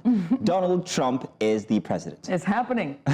While his policies have historically been controversial on the continent, Trump 2.0 era, well, it begs to ask plenty of questions regarding the relationship between Africa and America. From this stance on trade and all to his divisive sentiments and cultural issues and sexual preferences, Trump's potential return, I keep saying potential, it's hard for me to actually engage into the reality, but Trump's return to the White House had set tongues wagging across Africa. At the same time, African leaders are beginning to position themselves for the uncertainty. In Davos, Vice President Kashim Shettima made a bold case for Nigeria as Africa's economic leader, emphasizing innovation in agriculture and education as pillars for growth. Meanwhile, South African President Cyril Ramaphosa has publicly stated he isn't worried about the country's relationship with the United States under Trump. But are African nations truly prepared for the potential ripple effect of a Trump 2.0? And so to do this, to help us unpack this and just the potentials and impact of a Trump 2.0, we're joined by Professor Lord Mensah. He's Executive Director of the African Center for Investment Advisory and Sustainable Finance, Accra, Ghana. Professor Mensah, it's an honor to have you join us this morning. Good morning to you all the way from Ghana, Accra. Yes, good morning for the second time meeting the two of you. I think the last time engagement was a very good one. Yay. Thank you. Professor, let's just get started, shall we? There's been a lot of talks about Africa, the entirety of the African continent, and the preparation ahead of a Trump 2.0 that is sweeping, So let's talk about the geopolitics, right? With Trump's narrative of Africa first approach and all of the statements that he also made at Davos, just concluded Davos. How prepared is Africa for the America First agenda? Yeah, I think if any African country should look at the historical, Trump's administration that America had in the past, I mean, for Trump, everything is business. And Trump looks more America than any other, country. Now, if you look at on the African continent, I can tell you South Africa, for instance, with a geopolitical, situation. South Africa's ties with Russia and, Trump's administration just last week or so, had an engagement with Russia trying to, look at how Russia can stop, the war in Ukraine.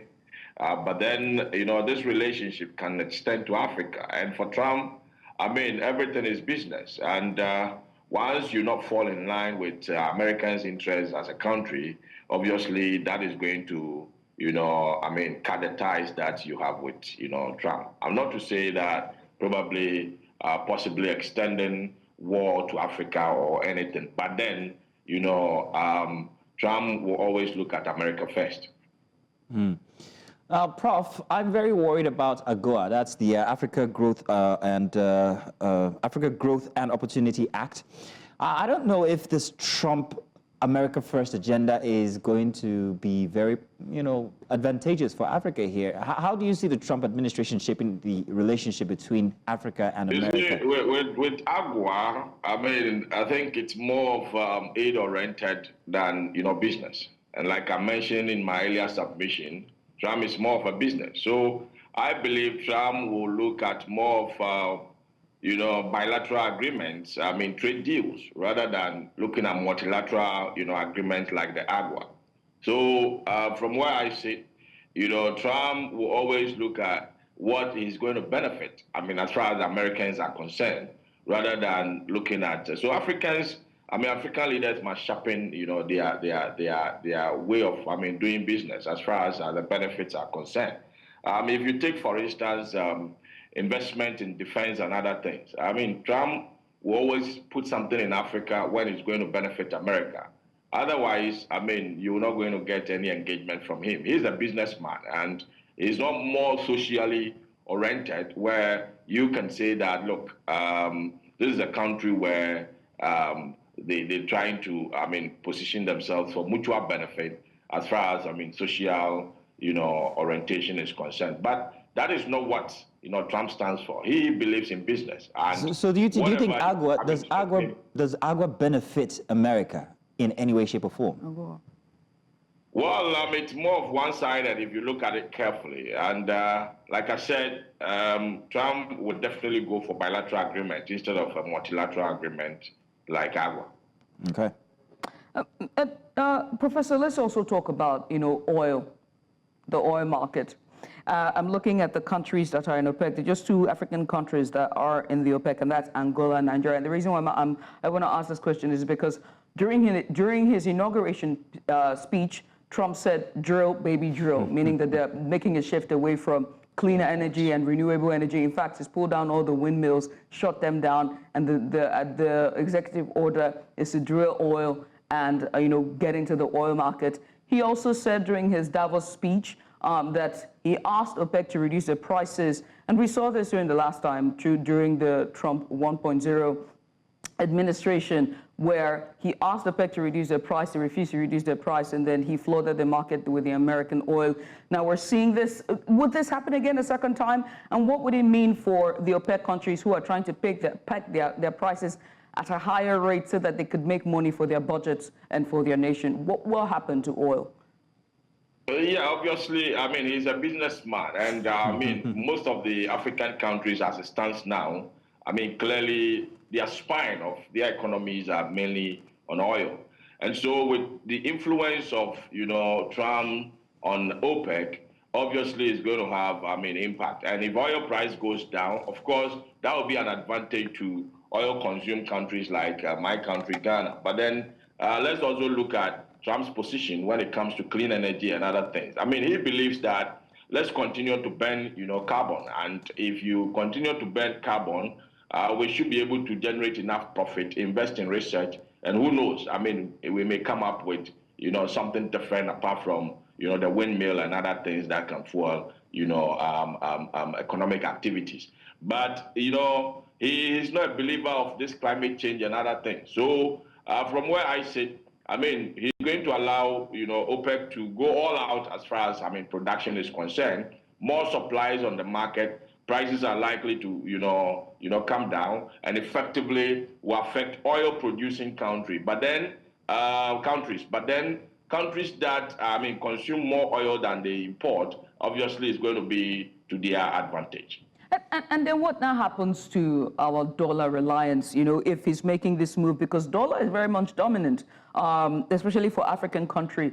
With this kind of policies, how will they impact, dollar reliance for us? When you think about Nigeria, the volatility of our foreign exchange has been on the upward climb in the last 2 years. And so what happens? Yeah, you're right. The pass-through effect of the FX impact on our local currencies is going to be a huge one. Yeah. For Nigeria that, export oil and relies on oil proceeds for their economic activities, it will affect, their revenue generation. But then if you take countries that consume oil, then they will need less to import oil. That's one of the key pass-through effects. But the dollar also has, an impact through the financial market.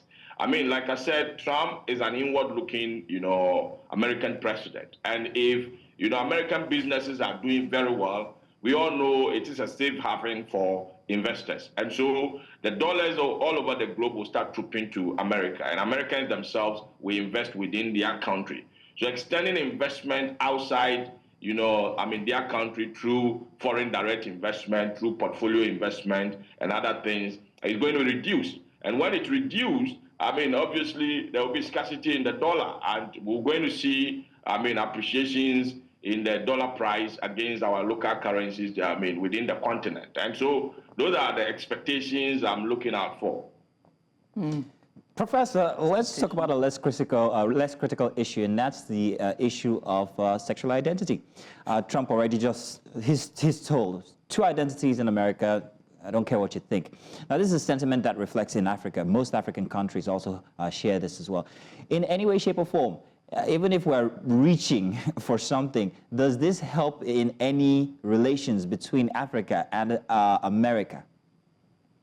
Well, we should know, the type of funds that are moving globally. Between the two, countries, the two continents. We're talking about North America and then, Africa. Now, that is where I see common grounds between the African continent and then the Trump's administration. Beyond that, what we need to understand is that most of the global funds that are moving are more or less, inclusive oriented. Looking at how to embrace the human race in a diverse form. And so if it turns up that we're looking at we're looking at America, and America disappoints us through other means. Looking elsewhere, for instance, Europe, they embrace, the diversity in other, genders. I'm talking about the LGBTQ and all those. But then if Trump disappoints us through, some of his restrictions as far as the continent is concerned and comes through, business as usual, then obviously our option would be to look at, Europe and China for influence. But then, Europe embraces, this LGBTQ. So the impact is going to be kind of more or less, most of the African, presidents are going to be in a confused, state as to whether to deal with America or to go with Europe. And especially when we've positioned ourselves to be at the receiving end when it comes to, funds flow. I'm going to talk about something that I haven't seen being discussed when it comes to the Africa-America bilateral relationship, whether it's cultural, social, or economic, and it's white supremacy. America first sort of leads towards white supremacy, and we've seen his rhetoric on his campaign trail and even during his inaugural speech, and also the executive orders that he's been giving. It's very clear with his move for DEI, the removal of DEI and so much more. It's very clear that the agenda somewhat speaks to white supremacy. I've also seen Europe as well, their move, I think it was Switzerland or Sweden now who's been paying for more immigrants to leave, and they're, moving towards a homogeneous, society. What does this say about immigrations, and what does it say about diplomacy, diplomatic relationship with these two countries, or with these two continents, Europe and America, as well as Africa, when they're moving towards a very white supremacist, white one race type agenda? What happens to our diplomatic ties with these nations? You see, what we need to appreciate is that the global resources are getting, finished, population is growing, and, the white understands it better than Africans. So if African countries are mismanaging their economies to the point where their citizens need to move away from their countries, the whites don't look at it that way. They know very well that, whatever, we are surviving on is a competition. Competition on resources. And so if you're going to have immigration, having Africans crossing to the US and putting pressure on their resources, obviously they will look, within and then call for their own. And trust me, within, the Americans and all those, they know their own.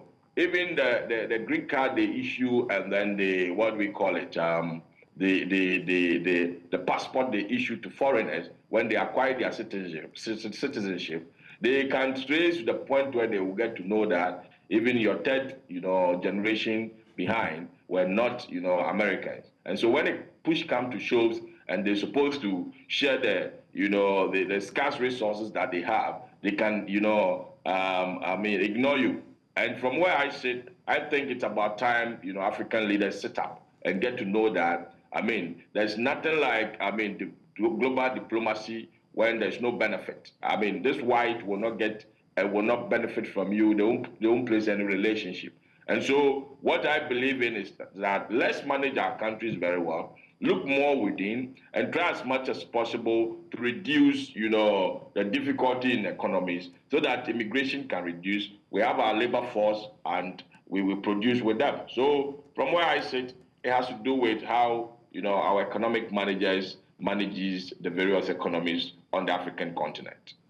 Professor Mensah, his sentiments are very, very many. There's also one on religion as well, and this has far-reaching implications when it comes to counterterrorism and when it also comes to immigration. Trump has repeatedly shown a certain, non-consideration for countries or continents that are mostly Islamic.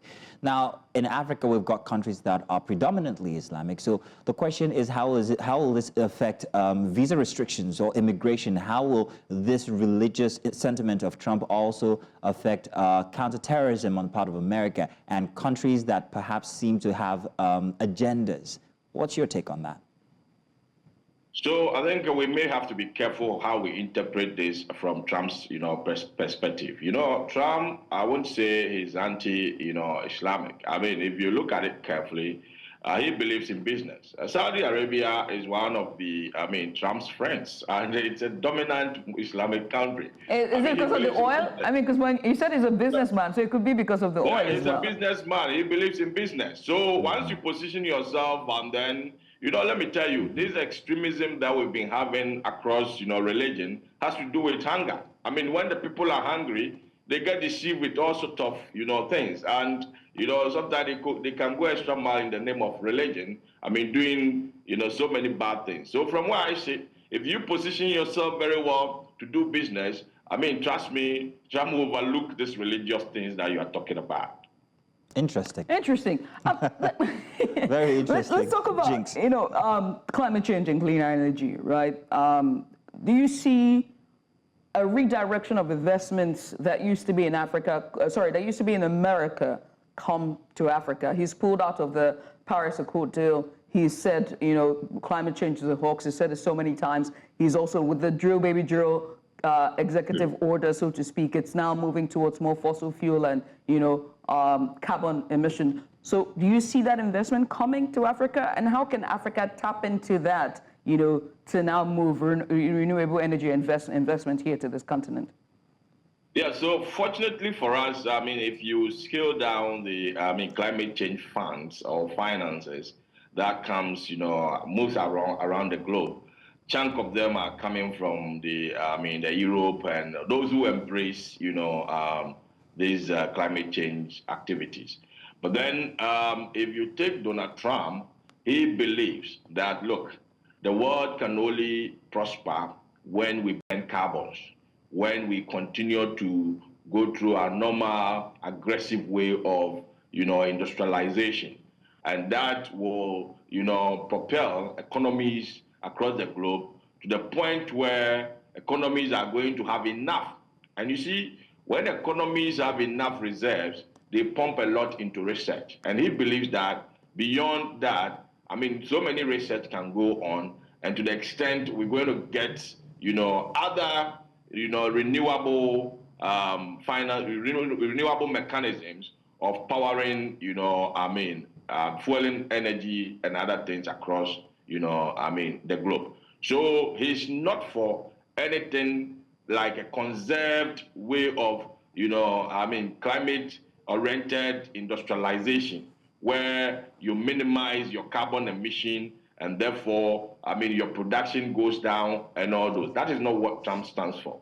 And so from where I sit, it's about burning carbons. And for me, it has to do with industrialization. And if you position yourself very well and go into the literature on climate change and sustainable finance, you'll come to appreciate that, look, there is a school of thought that believe that, look, these people have developed through the second industrial revolution through burning carbon.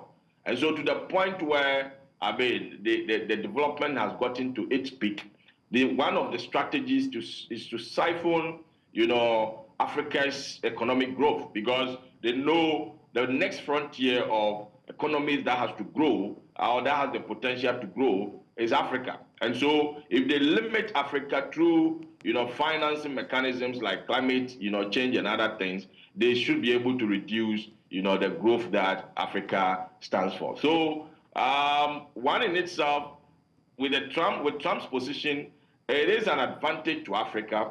On the other hand, looking at the global market and the funds flow when it comes to, climate change, we're not going to have good relationship with Europe and, other, countries that support this climate change.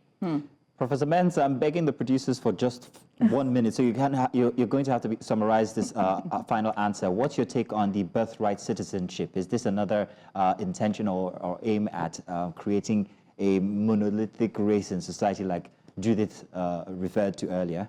I think that has been counted as of yesterday, and it's not coming up as promised by Trump. But then, if you look at the entire America, America is full of immigrants. Trump himself once or some time ago was an immigrant. I mean, if you take his background, you trace his generations, they're coming from Scotland. So the entire America was built by immigrants, and so their a birthright citizenship is engrossed in their constitution, and it would take it will be difficult for Trump to revise it. One way or the other. The Americanese people. Yesterday I was watching CNN. And then one, milk producing, agriculture farms. He says anything that America will do to kick out immigrants, America will be short of milk across, the stores in the country. So they should be careful how they go about it, because, it's the immigrant that do most of the donkey jobs, most of the hard shoulder up, jobs. Yeah. This is very true. They really have, the system needs them one way or the other. And you see, the system needs them in a sense that some of them, their labor output does not go through the system, and before they even gain their papers to become citizens and you can track, the tax that you are gaining from them, they would have put a lot into the system illegally, and through taxes, the country benefits from them. So the economy needs them. It's like the UK, same way. Well, honestly, it's a country built, with the UK, that's an even different conversation entirely. It's really built on the backs of, brown and colored countries like ourselves. The illegal immigrants and all those, they really have one way or the other. Because when they work and you tax them, some of them, it just goes to the state. They can't retrieve them at the point where they are illegal. And it can take somebody 15 years before he gets his paper. And by the time he streamlines himself in the system, trust me, the country has gained a lot from him. Professor, we must say thank you. Thank you very much, Professor Mensah. Lord Mensah, you're welcome. Thank you so much for joining us. We appreciate you for doing this with us, Professor Lord Mensah there, just giving us a bit of insight on the America-Africa bilateral trades and ties ahead of what will be a very long 4 years. It already feels like 4 years, and it's just, 4 days? Is it? Now what? Very, very, very relevant. Now tell you what, we've got a final segment coming your way. If you stick around, you get to catch it. Don't go any place. We'll be back. It's the best part of the show. It's that time when I'm so excited. Won't tell you why. But welcome to Wellness Extra, where we focus on your health and well-being every Saturday morning, or sometimes on Sundays. So as we step into 2025, fitness and healthier lifestyle are on the minds of millions of people across the world, and especially here in Nigeria. New year, new me. But how many of us actually follow through with our fitness goals? Setting realistic goals, staying motivated, and also adapting to life's demands are all essential elements of success when it comes to fitness. So whether it's fitting in those early morning jogs, starting a strength training routine, or just finding time to yoga amidst the busy schedule, is often easier said than done. That's why it's important to have expert advice to guide you in making sustainable lifestyle changes and achieving your fitness dreams. Oh, yes, indeed. Well, we don't like the early morning jogs, but we have somebody here to break it all down for you. It is Faith Tanimu. He's a renowned fitness trainer and wellness coach, and he has helped countless clients set achievable goals and stick to them. So, Faith, it's a pleasure to have you join us today on Wellness Central. Faith, this is how we should always have it. We should always have you in the studio, not talking to you over video from before. So we succeeded in bringing you here, and I'm sure Judith is excited. No, I'm not. Because, it means I have to exercise. Well, Faith, thank you so much for joining us. And, I know people started out with, very lofty dreams of becoming fit and healthy for this year, but somehow they always fall out of the bandwagon by the time, the year hits them or even the month goes by. Or Nigeria just happens. You know what I mean? So how does one determine realistic fitness goals based on their current fiscal or even mental health status, or just living in a jungle, in a concrete jungle like Lagos? All right. Okay. Thank you for having me. Right. So first, for people who are trying to get on their fitness goal or trying to revamp their fitness lifestyle, or people who are ready to kickstart a fitness journey in 2025, I think one of the first things to do is, one, is to know what you want, know why you're doing it, how you want to go about it, and knowing yourself personally. So self-discovery comes in play while trying to get your fitness journey on. You have to know your body type, you have to know how your body responds to these workouts, you have to know what exercises, duration of exercises, timing of these exercises will respond to your body type. Yeah, having said that, you need to know, you need to do a pre-medical history about your own, for your own self to see how you're faring health-wise. Yeah, so that's key. Medical history, check your BMI, fat mass, muscle mass, visceral fats. That gets to give you a key index on how to go about your exercises, your nutrition, and your rest while trying to get on your goal for the year. And also you get to look out for doctors who get to check out for certain vitals as to how far you could perform on your cardio level and your movement as well while you engage, or prior to you engaging on these exercises. So that's one of the ways you could get started for the year, and it's very, very key. You seek medical help before doing that. Having said that, you also have to understand that fitness is a triangle, so you have movements, rest, recovery. Putting in mind those, you have to know, you have to get those things in play before you start your fitness journey.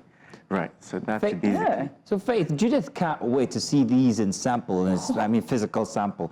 So let's say, I don't have time. I live in Lagos. I wake up early in the morning, especially during the weekends when other people are jogging about. And he drives out of Lagos. When I have the chance. I'm here early in the morning.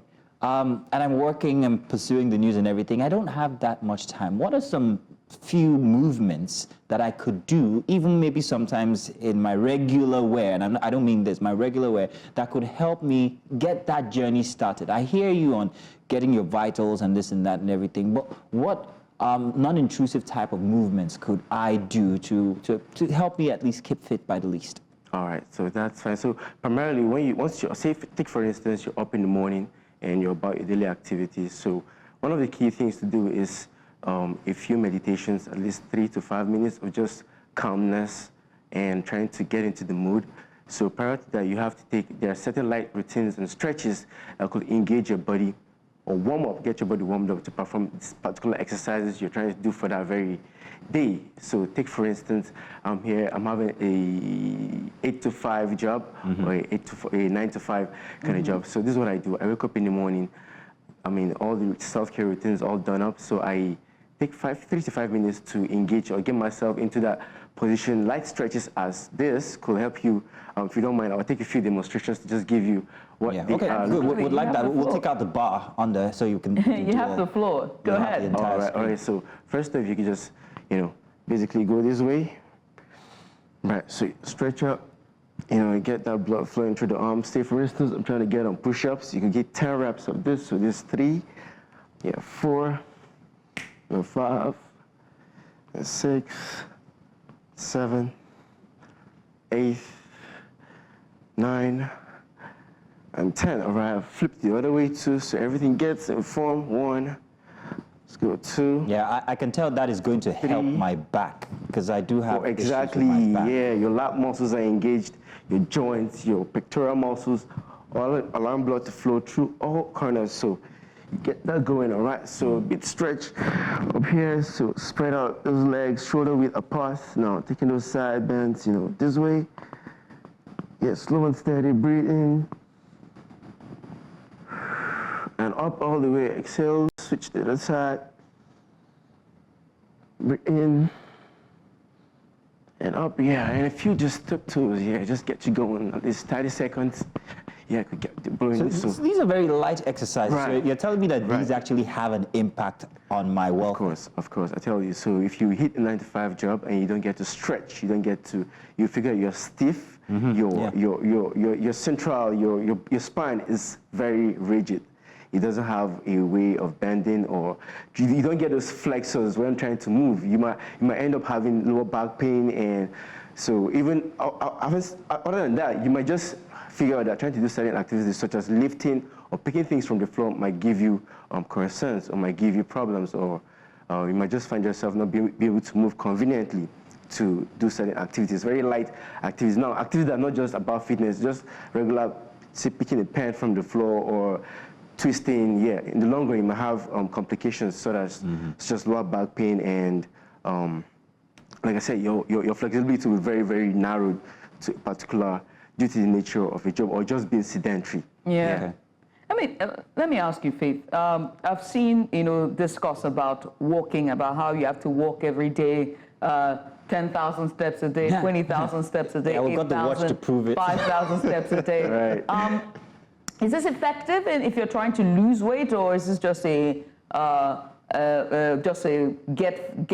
lose weight quick scheme? Does it really help in losing weight, or is it just to help you keep moving when it comes to walking? Right, walking, yeah. So walking goes a long way to help you lose weight. Yeah, it does, especially when you're trying to take things very slow and steadily. Yeah. So low impact. Right, yeah. So in the long run, it hits you. It hits you way.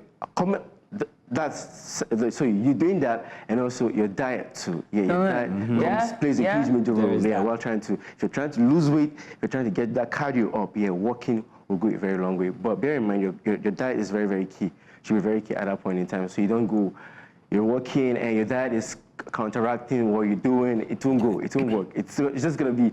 It's a waste of time. You might just end up walking your calf muscles. So yeah, you end up walking your calf muscles. Yeah. So yeah, walking does a great deal. If I can't have an entire 30 minutes secluded for these kinds of activities like you've just shown, right? Is it possible to prorate it across the entire day? How can I do that, and how effective might that be?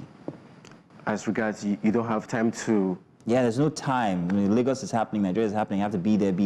Family's happening. Your family's happening, everything. You got that right. Oh, so I'm gonna... Can I share these activities throughout the entire day and still make it effective? All right, so I'm gonna give you one key movement that's gonna hit your body all through. It's just one key movement. One. It's called bobbies. Bobbies is very...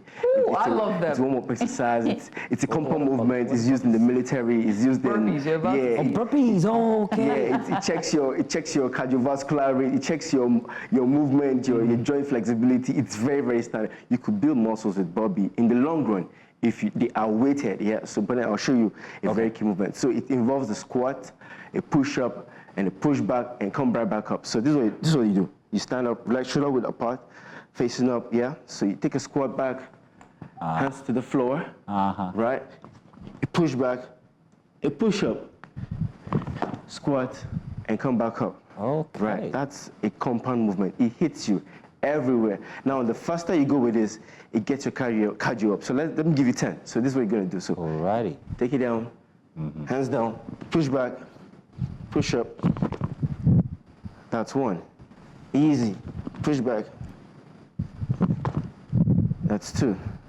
Easy. So you can do 10 of this every morning. Now, if you're trying to triple or intensify the exercise, you can include a cardio movement, which is jumping. So this way, down, push up, come back up. And then you jump. There we go. That's it. Okay. Down, push up. You can do more. So you can go this way. Yeah, 10 is enough. Yeah, this way. So you can go this way. I guarantee you that Monsieur is only going to do 3. You're trying to hit your cardio, so bang. Bang. Let's complicate things more. That's it, yeah. Your cardio is working. Core tight, bang. Faith, you're not helping me. Can I do this in my shirt and my tie? I want to prorate this across the day. I'm going to be wearing a tie all day. But I do like the burpees, and I think I'm going to start burpees from tomorrow. No, it's not. By this time, when everybody in the studio is looking at me weird. I'm going to be buff by the time I come to work tomorrow. but those are great. Burpees, you call them, yeah? Yeah, burpees. And how many should I do in like a session? All right, so 10 or 5. You keep 10 or 5, yeah.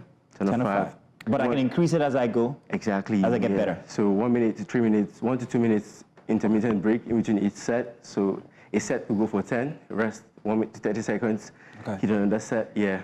As long as you keep pushing, you figure that your heart rate is it's getting top notch. It's going high. The accelerated. Your body's literally accommodating 10. You might want to push to 15 or 12. Yeah. So I mean, so I tell people this: if you're doing bobbies, if you start with 5, every day increase by 1. Yeah. I mean, Faith, let's talk about, and I know anyone who's watching, besides the younger generation and those who are Mazino's age range, there's also those who are older, between the ages, within the age of 60 and above, so we have to, what about, exercises for, the older generation that they can use? I mean, burpees seems they might be less mobile. Difficult, they might be less mobile, they're seated, they're retired, home, they're very sedentary. They're sending WhatsApp messages to family groups. And they're most likely misinformation and disinformation. You know what I mean? So how can, what exercise can they do to also get back into the groove of things and be active? Awesome. So, so prior to any exercise, there are basic stretches, there are static stretches, there are dynamic stretches you could do to engage your body going, to engage that blood flowing, to get those mobility movements on. So for, let's say, the very aged group, there are certain stretches you could do. Just sitting at home, spreading out wide, right? So all you can do is this, hands forward, right? Both hands together, right? You can hit 10 of this. So both ends coming together, that makes 1. You could hit 10, right? And other than that, you stretch out, legs apart, like I said, shoulder width apart, you can hit this way, just slowly, as far down as you can possibly can. Don't stretch it too much, as much as you can go. Just, That's considerate. That's considerate. Right. That's beautiful. So you still get those core working while keeping your core tight, slow and steady. In the long run, you can put this under, let's say, an AMRAP. So AMRAP means performing as many movements as possible on a particular time frame, So what you do is you set a timer, it's going to be intense. So believe me, once you do this for, let's say, a minute, in fact, just doing this alone for a minute, you can feel your shoulders burning, just doing this. And once you go this way for a minute too, I tell you, it may look like a smaller time, but I tell you, it's going to get that core working, especially your obliques. It's going to hit them real hard. Well, it's looking effective already. If you ask me. I mean, there's one thing also is our eating, our nutrition. This one we're doing, please sound the alarm. After fufu last night. And my last night is like 2 a.m. in the morning. I don't know, can I still do this? But I'll try. So please, just sound the alarm for nutrition, for the need for balanced diet, and making sure that, you're not going over the caloric, recommended caloric intake. No, let's not do this calorie counting. As you must hear, you must hear. If it is a professional. How real is it, these calorie counting, being very persistent on noting how many calories you're taking in, and is it worth it? Okay, it's very key. It's very, very key. It's very paramount. So like I said, fitness is a triangle. There's movement, nutrition, and rest. So each of them are codependent on the other. So if you're trying to work out, you're trying to get that weight loss journey, you're trying to get on that bodybuilding journey or calisthenics, body weight, you have to pay attention to this. So nutrition is very key in the sense that it keeps everything fluid. It keeps you fluid through the movements. It powers you up pre or post-workout. It powers you in sessions. It powers you out of sessions, so you're able to carry on with your daily activity outside the fitness lifestyle, right? So take, for instance, I'm trying to lose weight. Now, once you get the fitness assessment done, which I said, you get to check your BMI, fat mass, muscle mass, visceral fats, and also body weight. That gives the trainer key indexes to put you on a workout structure. So if you're having let's say, a resting metabolism, which is an index on the fitness assessment scale, if your resting metabolisms are around 2,000 or so, now the trainer is going, whoever it is, the trainer is going to know that, okay, this person has to be on a calorie deficit. A calorie deficit simply means you'll be working more while taking in lesser calories to keep you going on your weight loss journey. Bear in mind key ingredients such as vitamins, your essential fats, omega-3, 6, and 9, because you literally need those to get you on your fitness journey. So these are very, very key. Thank you very much for all the advice. I just listen. I appreciate all that BMI, this and that. Truth is, I just want to be fit for Madame. That's all. It's all right. But by the way, is that a wedding ring you're wearing? No, it's not. Isn't it? Is it? No, it's not. It's not. All right, so it's open season on Faith, viewers. Feel free. How come you never did it on me? you know? I never did it on me. It's everybody equal opportunity. Now what? Faith Tanimu there is our fitness trainer and in-house to join us today just to give us a bit of insight on all the steps and routines that you need to incorporate.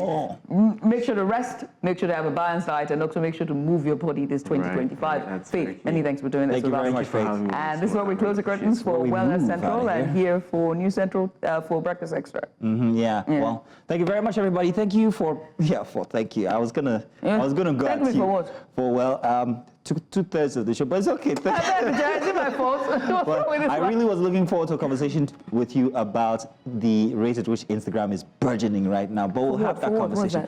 Instagram has gone crazy. Oh yeah, well, you know what? You know what? Why, the TikTok ban? Of course. Yeah, we'll talk about that tomorrow. Join us then for a Sunday edition, something to look forward to. Goodbye, everybody. See you then. Good night.